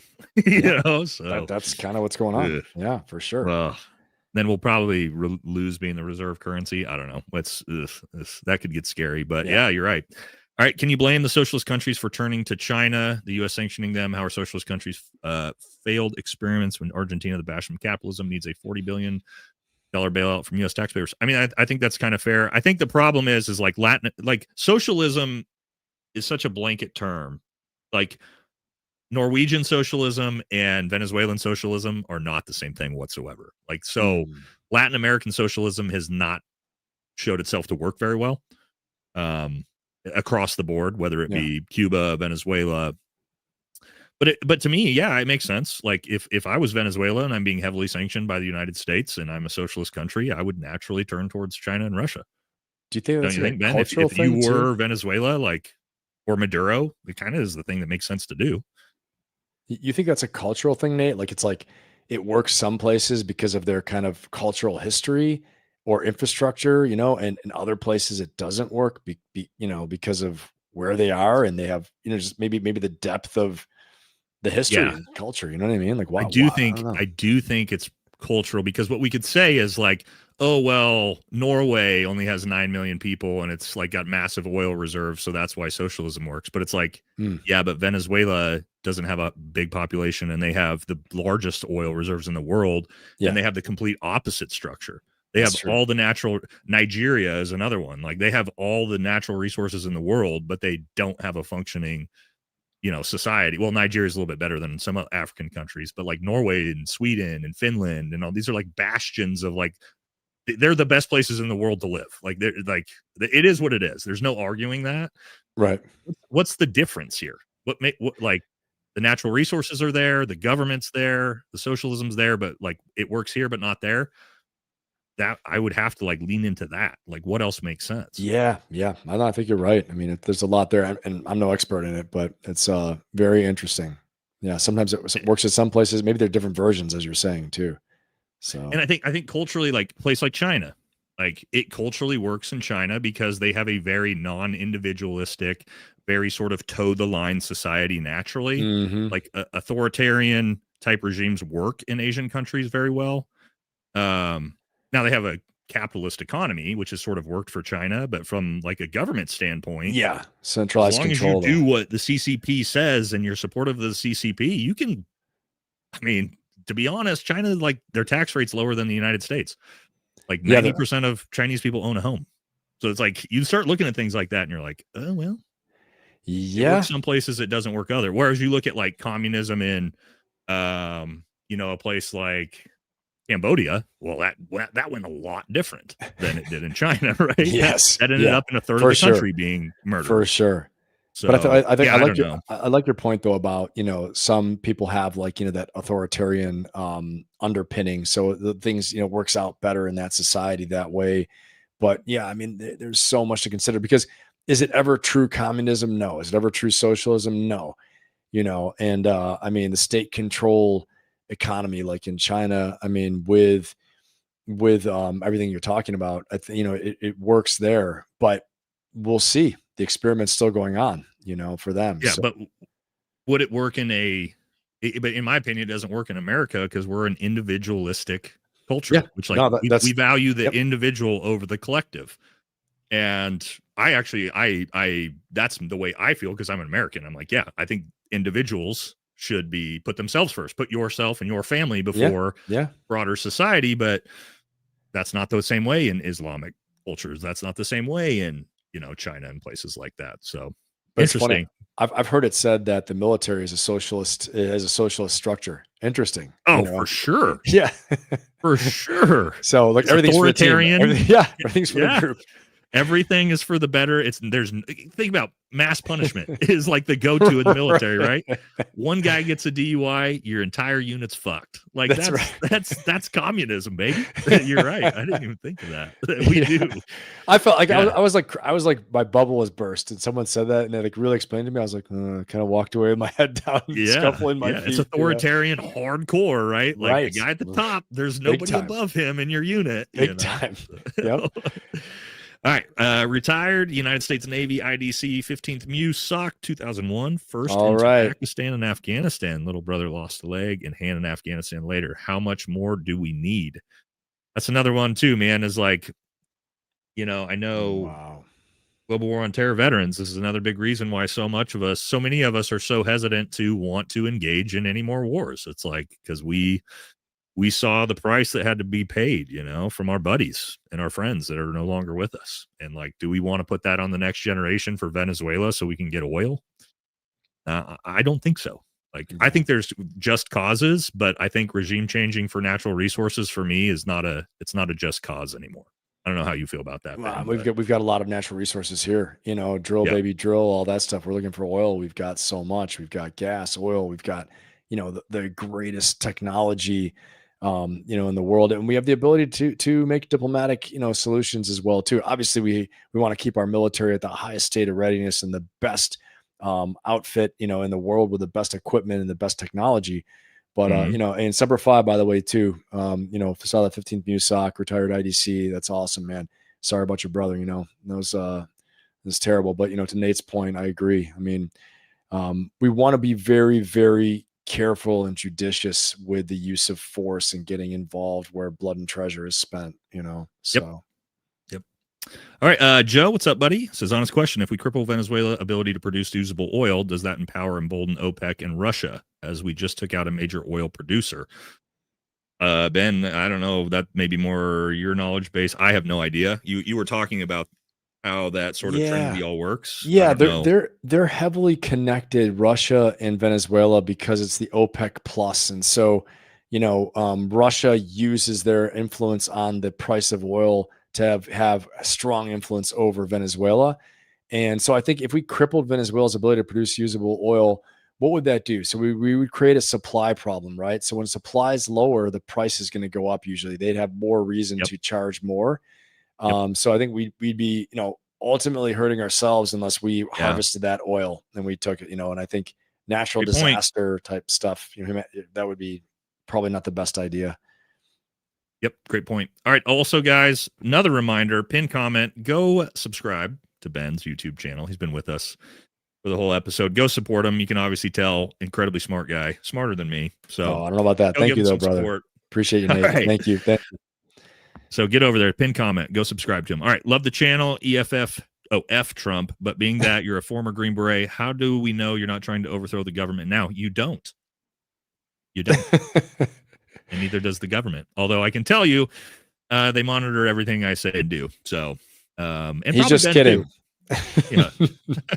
Until I leave. Don't, but you won't know until it's overthrown. I'll just say that. But I can tell you, the truth is, one of the big problems for the government, if they get too tyrannical, is the fact that there is tens of thousands of Green Berets out there, and CIA operatives and guys and MARSOC guys and SEALs and like all these guys are like, hey, we very well know how to defend against a foreign government, and we know how to lead an insurgency. So, just keep that in mind. Also, Yeah. also a reason why no one will ever invade this country successfully. Yeah. Oh God. Could you nightmare. imagine trying to? There'd be invade so many America? guys being like, "Yes, my Red Dawn moment has come." Yeah. All right, Ben. I did 21 years in the Army, most of it in the 75th. I wish I had a battalion commander like you. Much love, bro.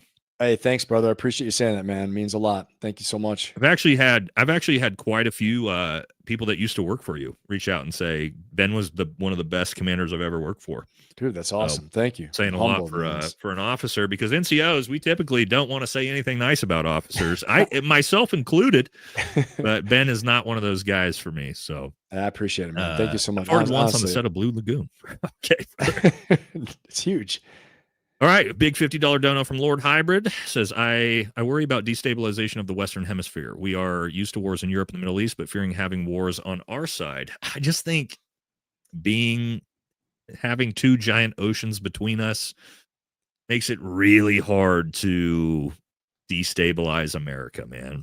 I think we're going to get destabilized from within before we get destabilized from external forces. 100%. I don't know what your thought on that Ben is. I just don't see anybody. Yep. No, you said it all the way. You said it all the way. I think we're doing it to ourselves. The founding fathers said that, right? We'll fall from within first, before falling from out. And if you want to hear something here, Nate, I got a super chat over here from Steve on my channel, and it says, Lieutenant Colonel Ben, my girlfriend just said you and Marky Mark competed for. I can't read it here. Here it is. It's on both of ours. I'll put it up here. Okay. Yeah. Oh no. For the Yeah, yours come in here too, dude. That's the cool thing about stream. Okay, cool. Did I compete for a Calvin Klein ad? At one point I had a shot for something like that, but I didn't compete against Marky Mark. Ben also has a very large female audience base for good reasons. So, awesome. Oh yeah, man. I saw some comments in here. Somebody said earlier, like, "Oh, glad to see all the ladies in the chat tonight." So we have that going for us. Hey, babe, my girlfriend's out there watching just in case.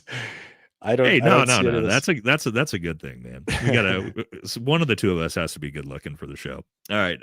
Russia Duma officials confirmed that ill-carried air D. Sorry, brother. Sometimes I don't know what you guys are trying to say.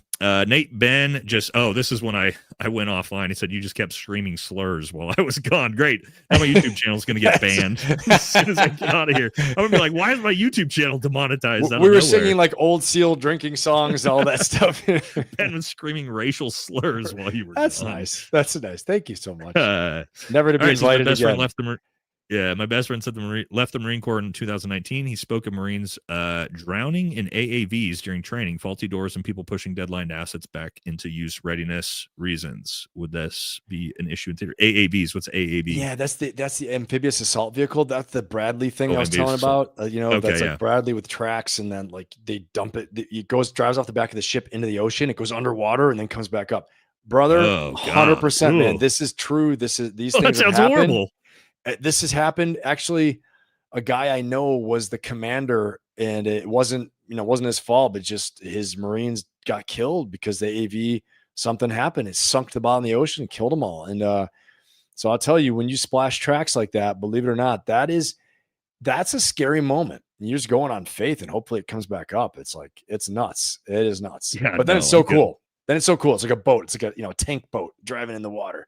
That's you Marines can keep shit like that, dude. I'm gonna pass. You guys are crazy, man. Blake says, do the people have the stomach for an insurgency? And second, do they have the regional support for weapons to continue an insurgency? What do you mean the people, the Venezuelan people? Never discount a local populace when it's being invaded, man. That's what I'll say on that. Do we as Americans have the appetite for it? I think absolutely not. Not right now. Not for what it would take. Yeah, no, I agree with you, man. 100% on that. 100%. But again, we've learned this lesson a lot of times. We think we're going to go in there and win the hearts and minds, and it doesn't seem to ever pan out that way. We end up fighting an insurgency. Jelly says, summary of Venezuela's strongest suits: oil number 1 by fire, iron ore top 10, natural gas top 10, bauxite top 10, gold and gold and coltan, major untapped potential. Yeah, I mean they're kind of the natural resource hub of Latin America. It's huge. So I get it, but like, do we need to conquer people for that, or can we do that through good trade alliances? Yeah, man, I think you're right, Nate. I think you're right, because especially too, if we're showing the power, we're showing the dominance. You remember all this stuff like in Afghanistan and Iraq, and how, you know, you had to be the strongest tribe, you and your team, or, you know, let's say it was a company of army infantry or marine infantry, you know, or whatever. But if you have an overt presence to them, you know, you need to show you're the strongest tribe. And so what we're showing is that, no, we're the big dogs in the Western Hemisphere. And, you know, I think Trump's going to move for, as you're saying, getting, you know, concessions and getting a deal that favors the United States. And to, you know, he's going to get rid of the influence in Russia and China. I don't know if he's going to get rid of it, but he's going to reduce it dramatically, and maybe be the one who is, you know, he's the boss. He's now the leader of it. You can still have ties with them, but I call the shots. So that's just what I think. Which I wouldn't have a problem with. Like if we want to do it that way, diplomatic ways of doing it, and using, that's what I think when I talk about America first, using the military and our regional power, that's America first, using it through strength and postured strength and diplomacy to get what we want. Like that's what we should be doing. I think 100% American power, 100%. Trillions more in debt. Yeah, we don't need to. That's another thing. Do we really need to keep dropping bombs? Right. The threat to invade Venezuela forces them to cozy up to Russia or China. The more of a regional threat America appears. Actually, it's doing the opposite, Jelly Bean. To Ben's point, what we're seeing is Moderno capitulate and say, hey, we will go away from Russia and China. Please don't bomb us. Because I think at the end of the day, the reality is, Ben, if we looked at China and Russia and said, guess what? We're going to skull fuck Venezuela and we're going to invade. What's Russia and China going to do? They're going to go, not our hemisphere. Right. Definitely. But then they're going to give us problems everywhere else. For sure. For sure. Because my point is, like, Russia's not about to, No. China's not about to send their military to fight in Venezuela, guys. No. I mean, they're having problems with you. Are you kidding me? They're having problems against Ukraine with stuff that we're giving them. You know, I mean, I say this again and again, like, people don't understand until you see the power of the U.S. military in full action.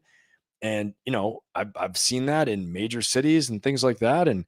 And it's unbelievable, you know, the things we can do. Nobody wants the smoke from America, dude. For sure. And we don't want to deliver it, you know, right now. So Kangaroo says, sup guys, what do you guys have to say about those politicians that told several? We're going to talk about that. Love it. We're going to talk about that next. I'm trying to get through the super chat so we can get to that before we run out of time here in about 25 minutes. All right. Politicians say, we're going to move quick through these guys. Politicians say sending weapons is for profits. Yeah. I mean, for the military industrial complex, it is. Says this is for Ben, Lieutenant. We hit Lieutenant this one. Colonel. Oh, we got this one. All right. Yeah, we hit this one. Nate, I don't think you realize Trump is requiring Ukraine to pay us for all future aid. I don't care if they're pay me back $300 billion first before I give you another missile. How about that? You owe me $300 grand. You owe the U.S. taxpayers $300 billion, and then we can talk about future aid. If this is my thing too, like America first. If you want to buy it from us, I really don't have that big of a problem with it, but we don't need to give it to you. That's we used to do that in World War II, like Lend-Lease Act, all those things like that. Yeah, you want to buy our stuff? I'm all about it. Buy it, Israel, Ukraine, but we don't. But that's not what we're doing. We're just giving it to you, and me and Ben and all of you in the chat are paying for it. So, all right, love you, man. But keep repeating old information about Ukraine. There's no freebies. They and Europe pay for all weapons. No, they don't. We keep handing them weapons. That's the biggest threat right now. The threat of the peace deal is if you do not sign the peace deal, we will cut off all aid and weapons to Ukraine. That's the threat currently. So no, socialism is a fad. Just saying. Yeah, well, kind of, not really. Joe, it's kind of hanging in there around the world pretty heavy right now. It's getting more popular, actually. I think, and Ben, I think that's just I think the move towards socialism is a natural tendency when your society doesn't function correctly and your economy sucks. I think that's just naturally what people turn to, because they're like, hey, I can't get by on my own, so at least the government will give me free shit. I think it's a very natural thing, and I think some of it's by design. It's a lot of countries. Pack mentality. It's you know, survival by groups helping each other. It's all these things. You know, I mean, we have the Lockean theory with the social contract. That's, you know, what our countries, you know, founded on. Democracies are founded on, where you have a social contract, but and I think you're spot on, Nate. I mean, the socialism is definitely, it's a means of survival.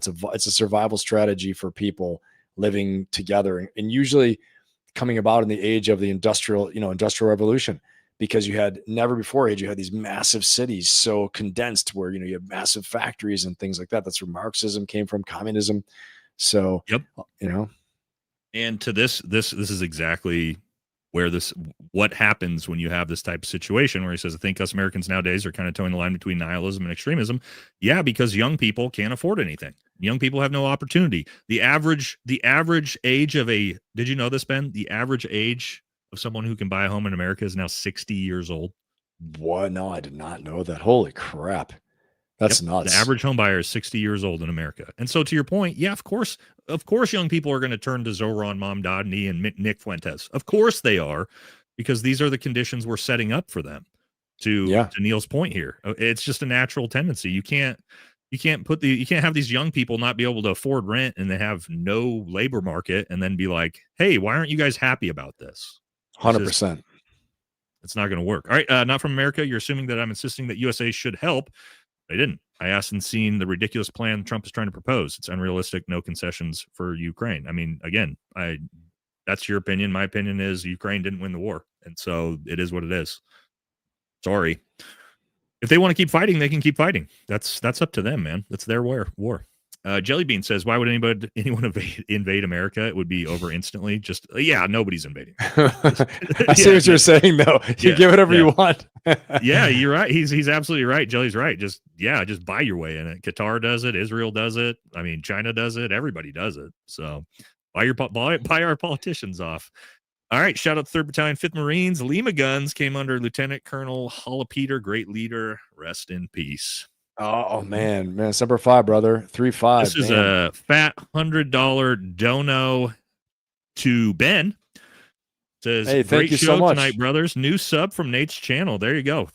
Thanks, man. Appreciate you so much. Thank you so much, Mr. Bruce Lee. Appreciate you, brother. Very, very cool. That's very generous of you, brother. Yeah, for all you, again, pin comment, go follow, go subscribe to Ben, right? Very generous. I appreciate that. Love the channel. Venezuela, rare earth, and chips. If made here, we lose out on pollutants and air quality is priceless. Yeah, there's that too.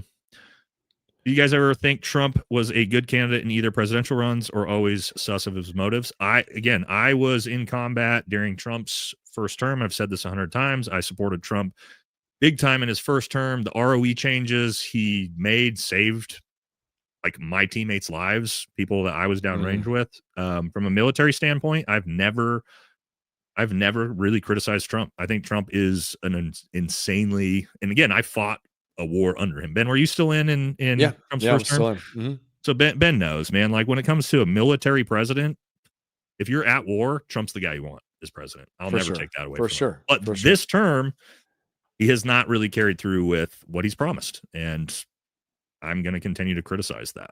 So, yeah, I think he was pretty banged up in between the terms too. I mean, like you got to consider everything, the hell he's been through with, the trials and I'm not saying whether his own fault or not his own fault, but takes a toll on who you were in the first term versus who he is now. And you see kind of this, he's on the campaign to get revenge and justice for grievances against him. And that's a distraction too.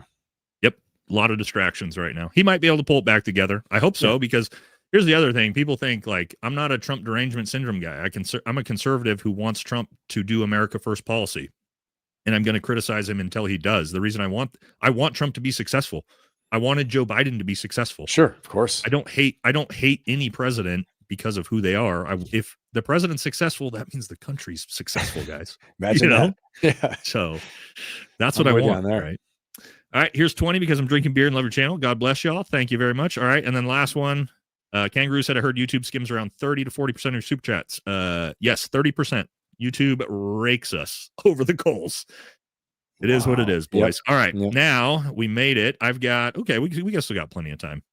Now we can jump into Ben talking about, let me pull this up. Let's see what these, first of all, what these Democrat politicians did. Okay. So there's all this talk about sedition and traitorous, but also people are pissed off at Trump because he's calling for lawmakers to be executed. Let's watch this together first before we give any of our opinions on what was said. All right, here we go. I'm Senator Alyssa Slotkin. Senator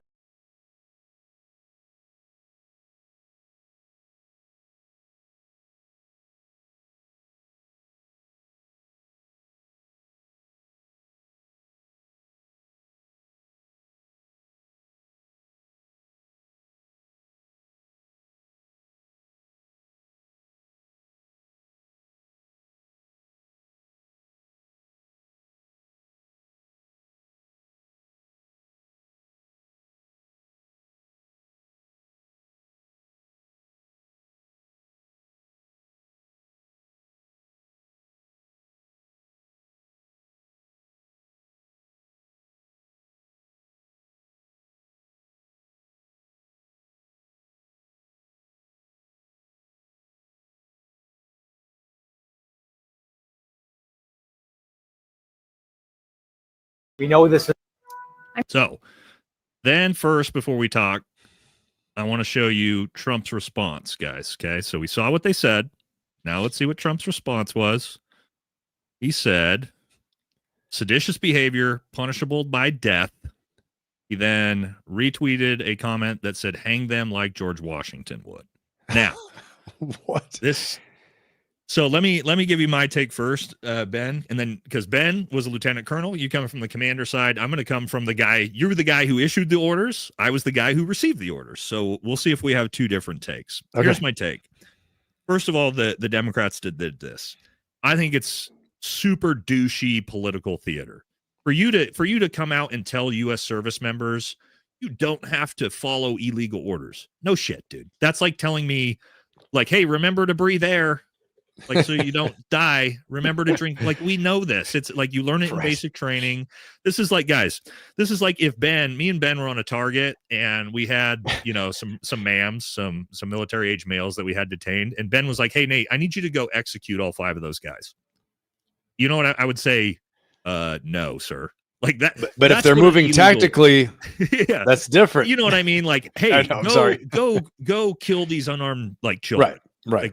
No, sir, I'm not going to do that. Like, come on. Like, so this is just, it's obnoxious political pandering. Donald Trump is not telling people to go carry out, like I haven't seen anything that's constituted as unlawful orders, right? It's ridiculous. However, let me also say from Trump's side of things, nothing they said was seditious. None of it was traitorous. They said what we tell all of our soldiers. Right. You don't have to follow illegal orders. So to me, this is two sides being dumb as fuck. Like, 100%. What's your take on this? I mean, I agree with you 100%. And so first thing I think about is that, I mean, everything you just said, like you give a great example. Like we think about this all the time. We talk about it all the time. But let's go into the oaths we take to the Constitution. So the oath is to obey the orders of the officers appointed over me, right? To support and defend the Constitution. But then there's another second paragraph for the enlisted oath, the officer oath, all these things like that. And so they've already taken oaths, and they don't need you telling them that. The only thing that concerns me is that who is going to protect them when they say, that was an illegal order? Well, Nobody. They're going to be crushed. Where is this congressman, this senator going to be? Where is this? And just like you said, it's political theater to speak to the American people. It's really not even to the military. And I'm going to tell you something. So if you really want to pull that string, the military, by and large, a lot of times they don't trust these politicians. You know what I mean? The inside, they don't trust. They trust their units. They trust the military. And so you're only causing what like Russia and China would love to do, to create instability inside our units by saying things like that. And they're like, well, then people are going to start asking, especially the young ones, right? The young non-NCOs be asking, well, are there illegal orders? And there might be. We got to watch out for them. Well, what do we do if we see an illegal order? We hear one. Well, we're going to disobey it. Really? Well, guess what? Here comes Sergeant Smith. Bonk. Dude, I mean, come on. It's ridiculous. The first thing I thought, how irresponsible that they made something, especially former military members. You've lost your way making something. Now, President Trump was off the charts with the response as well, too. And I think he's a master of political theater and spectacle. So he's doing what he always does. But I just thought, come on now. And especially, then I see like this paratrooper ranger saying that, who is a troop leader, has been there. I don't know what the rest of them. Well, I did a whole episode. Did you? On Okay, Jason Crow. Jason Crow. Here, and this is what I was going to talk about. I'm going to talk about the people you just saw did it. Jason Crow is a gigantic piece of shit. He's one of the most hated people in Ranger Battalion. Defended pedophiles in his district multiple times. And I'll show you some more about him here in a second. First of all, though, comment, Nate, what happened to your No Foreign Wars? What have you been watching this episode?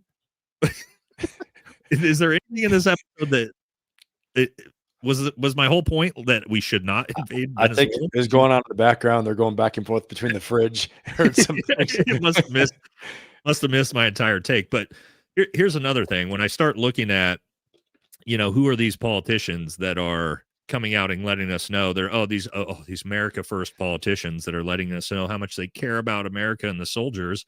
It's like, let's pull up who you are. Mark Kelly, $500,000 from AIPAC. Okay. Wow. Okay, we know who you are. Yeah. Hold on. We got more. Alyssa Slotkin, again, CIA. Oh, Great shot. 650,000 from AIPAC. Oh, who else here? Our friend Jason Crow, who pull him up. $250,000 from AIPAC. And yes, Jason Crow, gigantic scumbag.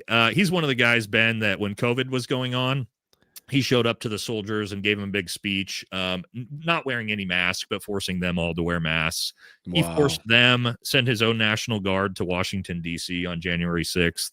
Like a lot of this stuff where you're just like, dude, you're a scumbag, man. Everybody in your unit hated you. I know people in your unit. They hated your guts. And so this isn't even the veterans that I respect that are coming forward and like doing this. It's the veterans who they don't care. Like, I shouldn't say they don't care about the country, but like, you haven't done anything that shows me policy wise you care about veterans. And now you're going to come out like to your point, like, oh guys, like all you have to do if you see, if it's an illegal order, just, you defend the Constitution. It's like, yeah. And to your point, Ben, this is what you're going to set them up to do. And then what happens? Now, I'm not saying they shouldn't disobey 100%. illegal orders, but it's something they think is the unlawful order. They're not sure. They disobey it to do the right thing, and they just get hammered by their command and they get kicked out of the military. That's right. Is And then they're like, but wait a second. Going to show up for that?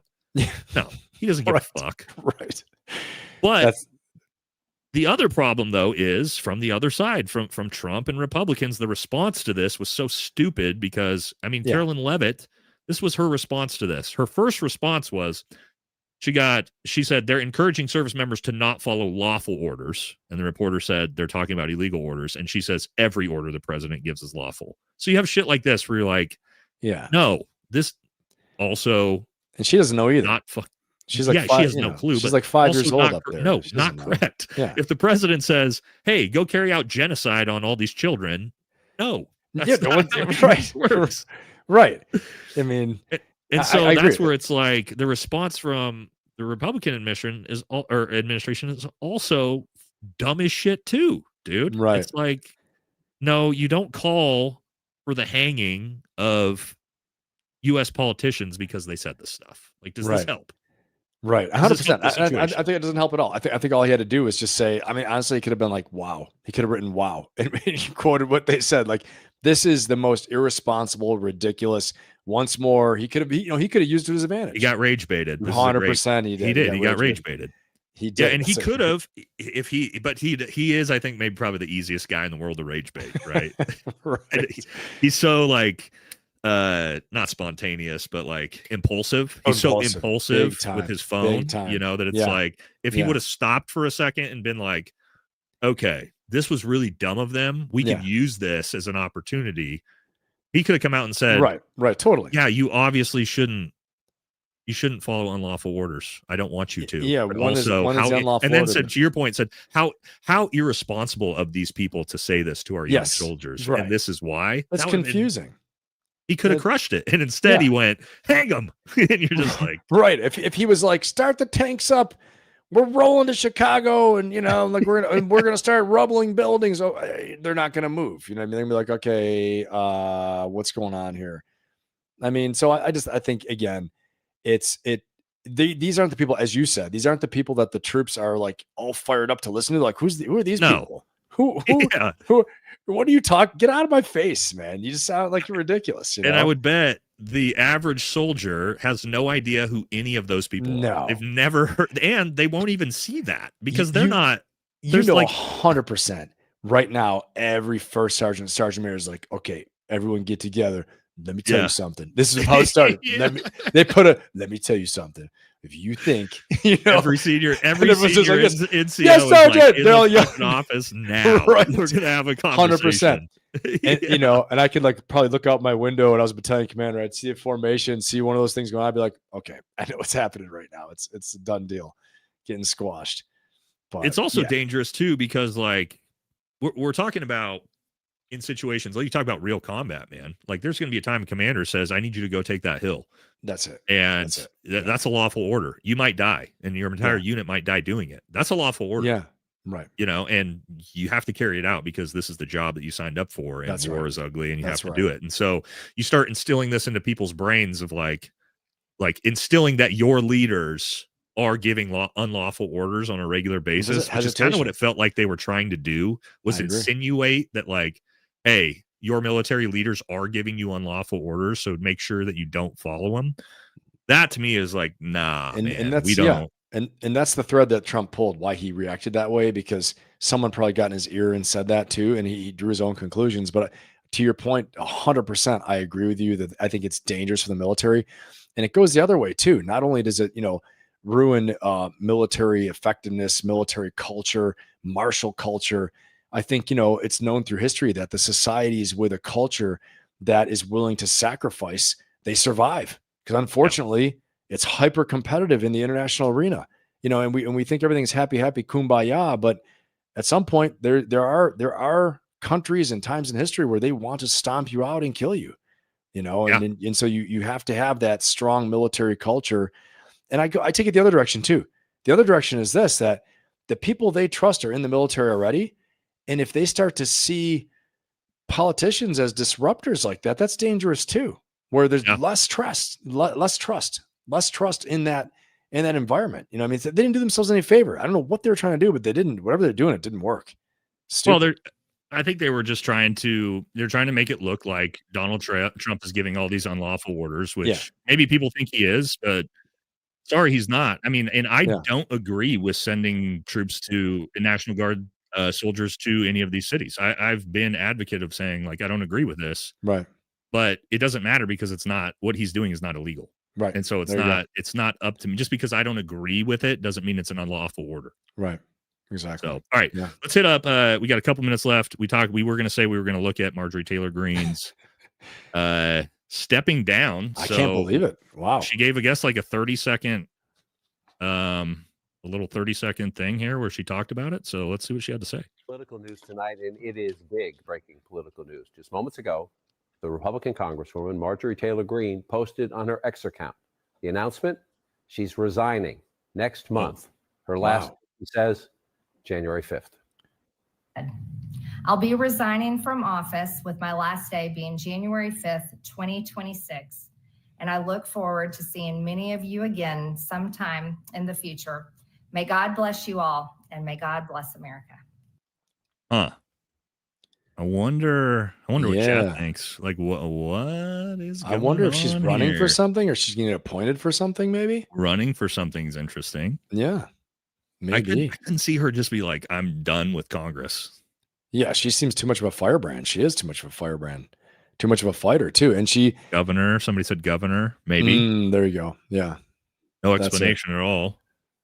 Yeah. I don't know. I mean, it's interesting. She seemed to be really gaining a lot of traction with this battle against the president. True. She won. Her and Massey won. They forced Trump to capitulate. Yeah. So that's what's so weird to me is like they didn't lose the battle. Marjorie Taylor Greene and Thomas Massey won the battle, and then she's going to resign immediately after like winning that battle. Who knows what the cost is for that battle, though? Behind the scenes, who knows? I don't know. All right, last couple super chats, guys, and then we are going to head on over to my buddy Chris's stream. I need to make sure I set it up so when we leave the stream, it automatically goes. Ben, we can probably have you give your goodbyes here. All right. Thank you so much, everybody. Nate, it's been a real pleasure, man. Thank you so much for having me.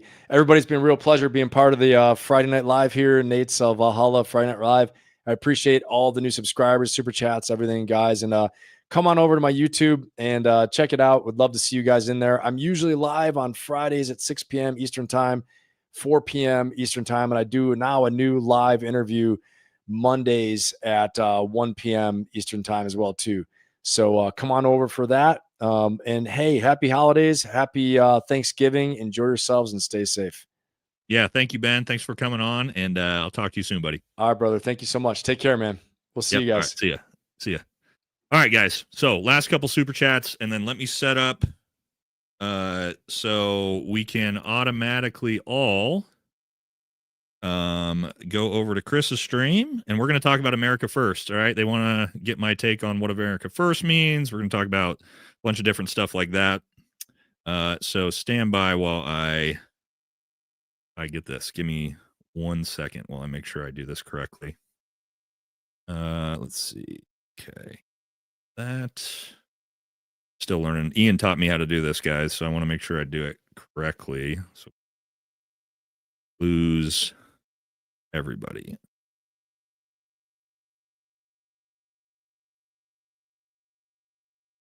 Here we go. That. Okay, that's saved. They haven't started yet. Once I see them start up. All right, we'll hit these last couple super chats. Then we're going to head over there. It's going to move you guys all over there automatically if you want to hang out. But last couple super chats. All right. Message Chris. All right, here we go. Last couple super chats. Thank you all for staying by, sticking with us with having Ben on. Ben, I've been friends with Ben for a long time. Awesome dude. Please go support his channel, guys. I'm telling you, he's a wealth of knowledge, as you guys have seen, and he's a great dude. So support him as well. All right, let's make sure we get the super chats here.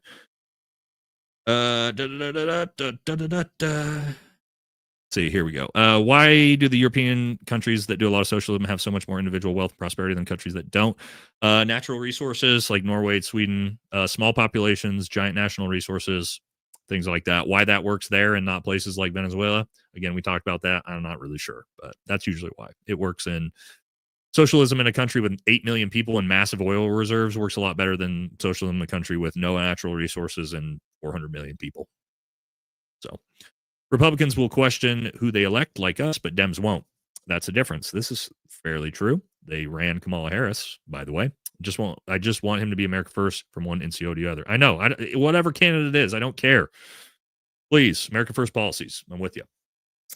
Johnny 5 needs input, $50 dono. Thank you, brother. As a vet, people hate on socialism, but doesn't the military have aspects of it? Yeah, Johnny, me and Ben talked about exactly that basically the military is socialism. It's a socialist organization for sure. Free healthcare, subsidized housing, free education. Yes, absolutely. You got to serve your nation, and you got to risk your life and potentially get shot in the face for it, or have your legs blown off. But if you're willing to do that, you do get the benefits. If we are never going to be invaded, what is ICE for? Will they stop with the illegals? I mean, ICE is there to deport people that snuck into our country illegally. I don't think they're doing a great job at it. The processes in which they're doing it and the results are pretty piss poor. Not enough people and not the right people. So, is what it is. What you're thinking on police competency behavior in the U.S., I've noticed a lot of the same vets who have a change of heart on Israel. I've also noticed how bad police are. Look, man, I've trained police departments. I got a lot of friends that are cops. I support the police, but there's a lot of fucking bad police out there. And there's a lot of bad departments out there. And there's a lot of bad, just everything out there.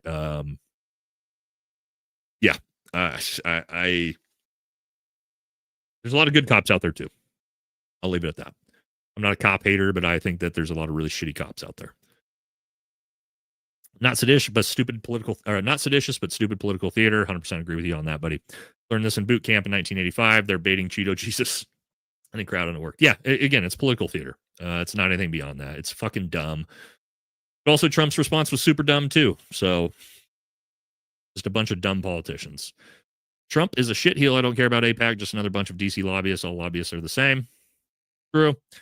All right. And Arlington says JD made a short on survival of the fittest. Made me think tiny hats have always seemed to need corrective vision. How do they survive in a world without glasses? Do they hatch from eggs?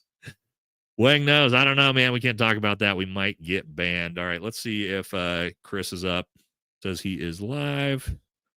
He said he doesn't know how to pass over. He doesn't have to worry about that because we just move over. Let's make sure he's live. And we will move everybody over there. All right. So it's going to take me a minute to log in over there, guys. So just go, when this ends, it'll put you over there. Just go rate them. Tell them all that you're here from my channel. And I will be in there in like 2 minutes. All right. So it should move you over there. If it doesn't, it's called the I Came With Fire podcast. All right. I Came With Fire, but it should move us all over there automatically. All right. So I will see you guys all over there. All right. So tell them what, throw wangs in the chat when you get in there because they have no idea what that means. All right, everybody. I will catch y'all over on the next stream. Stand by.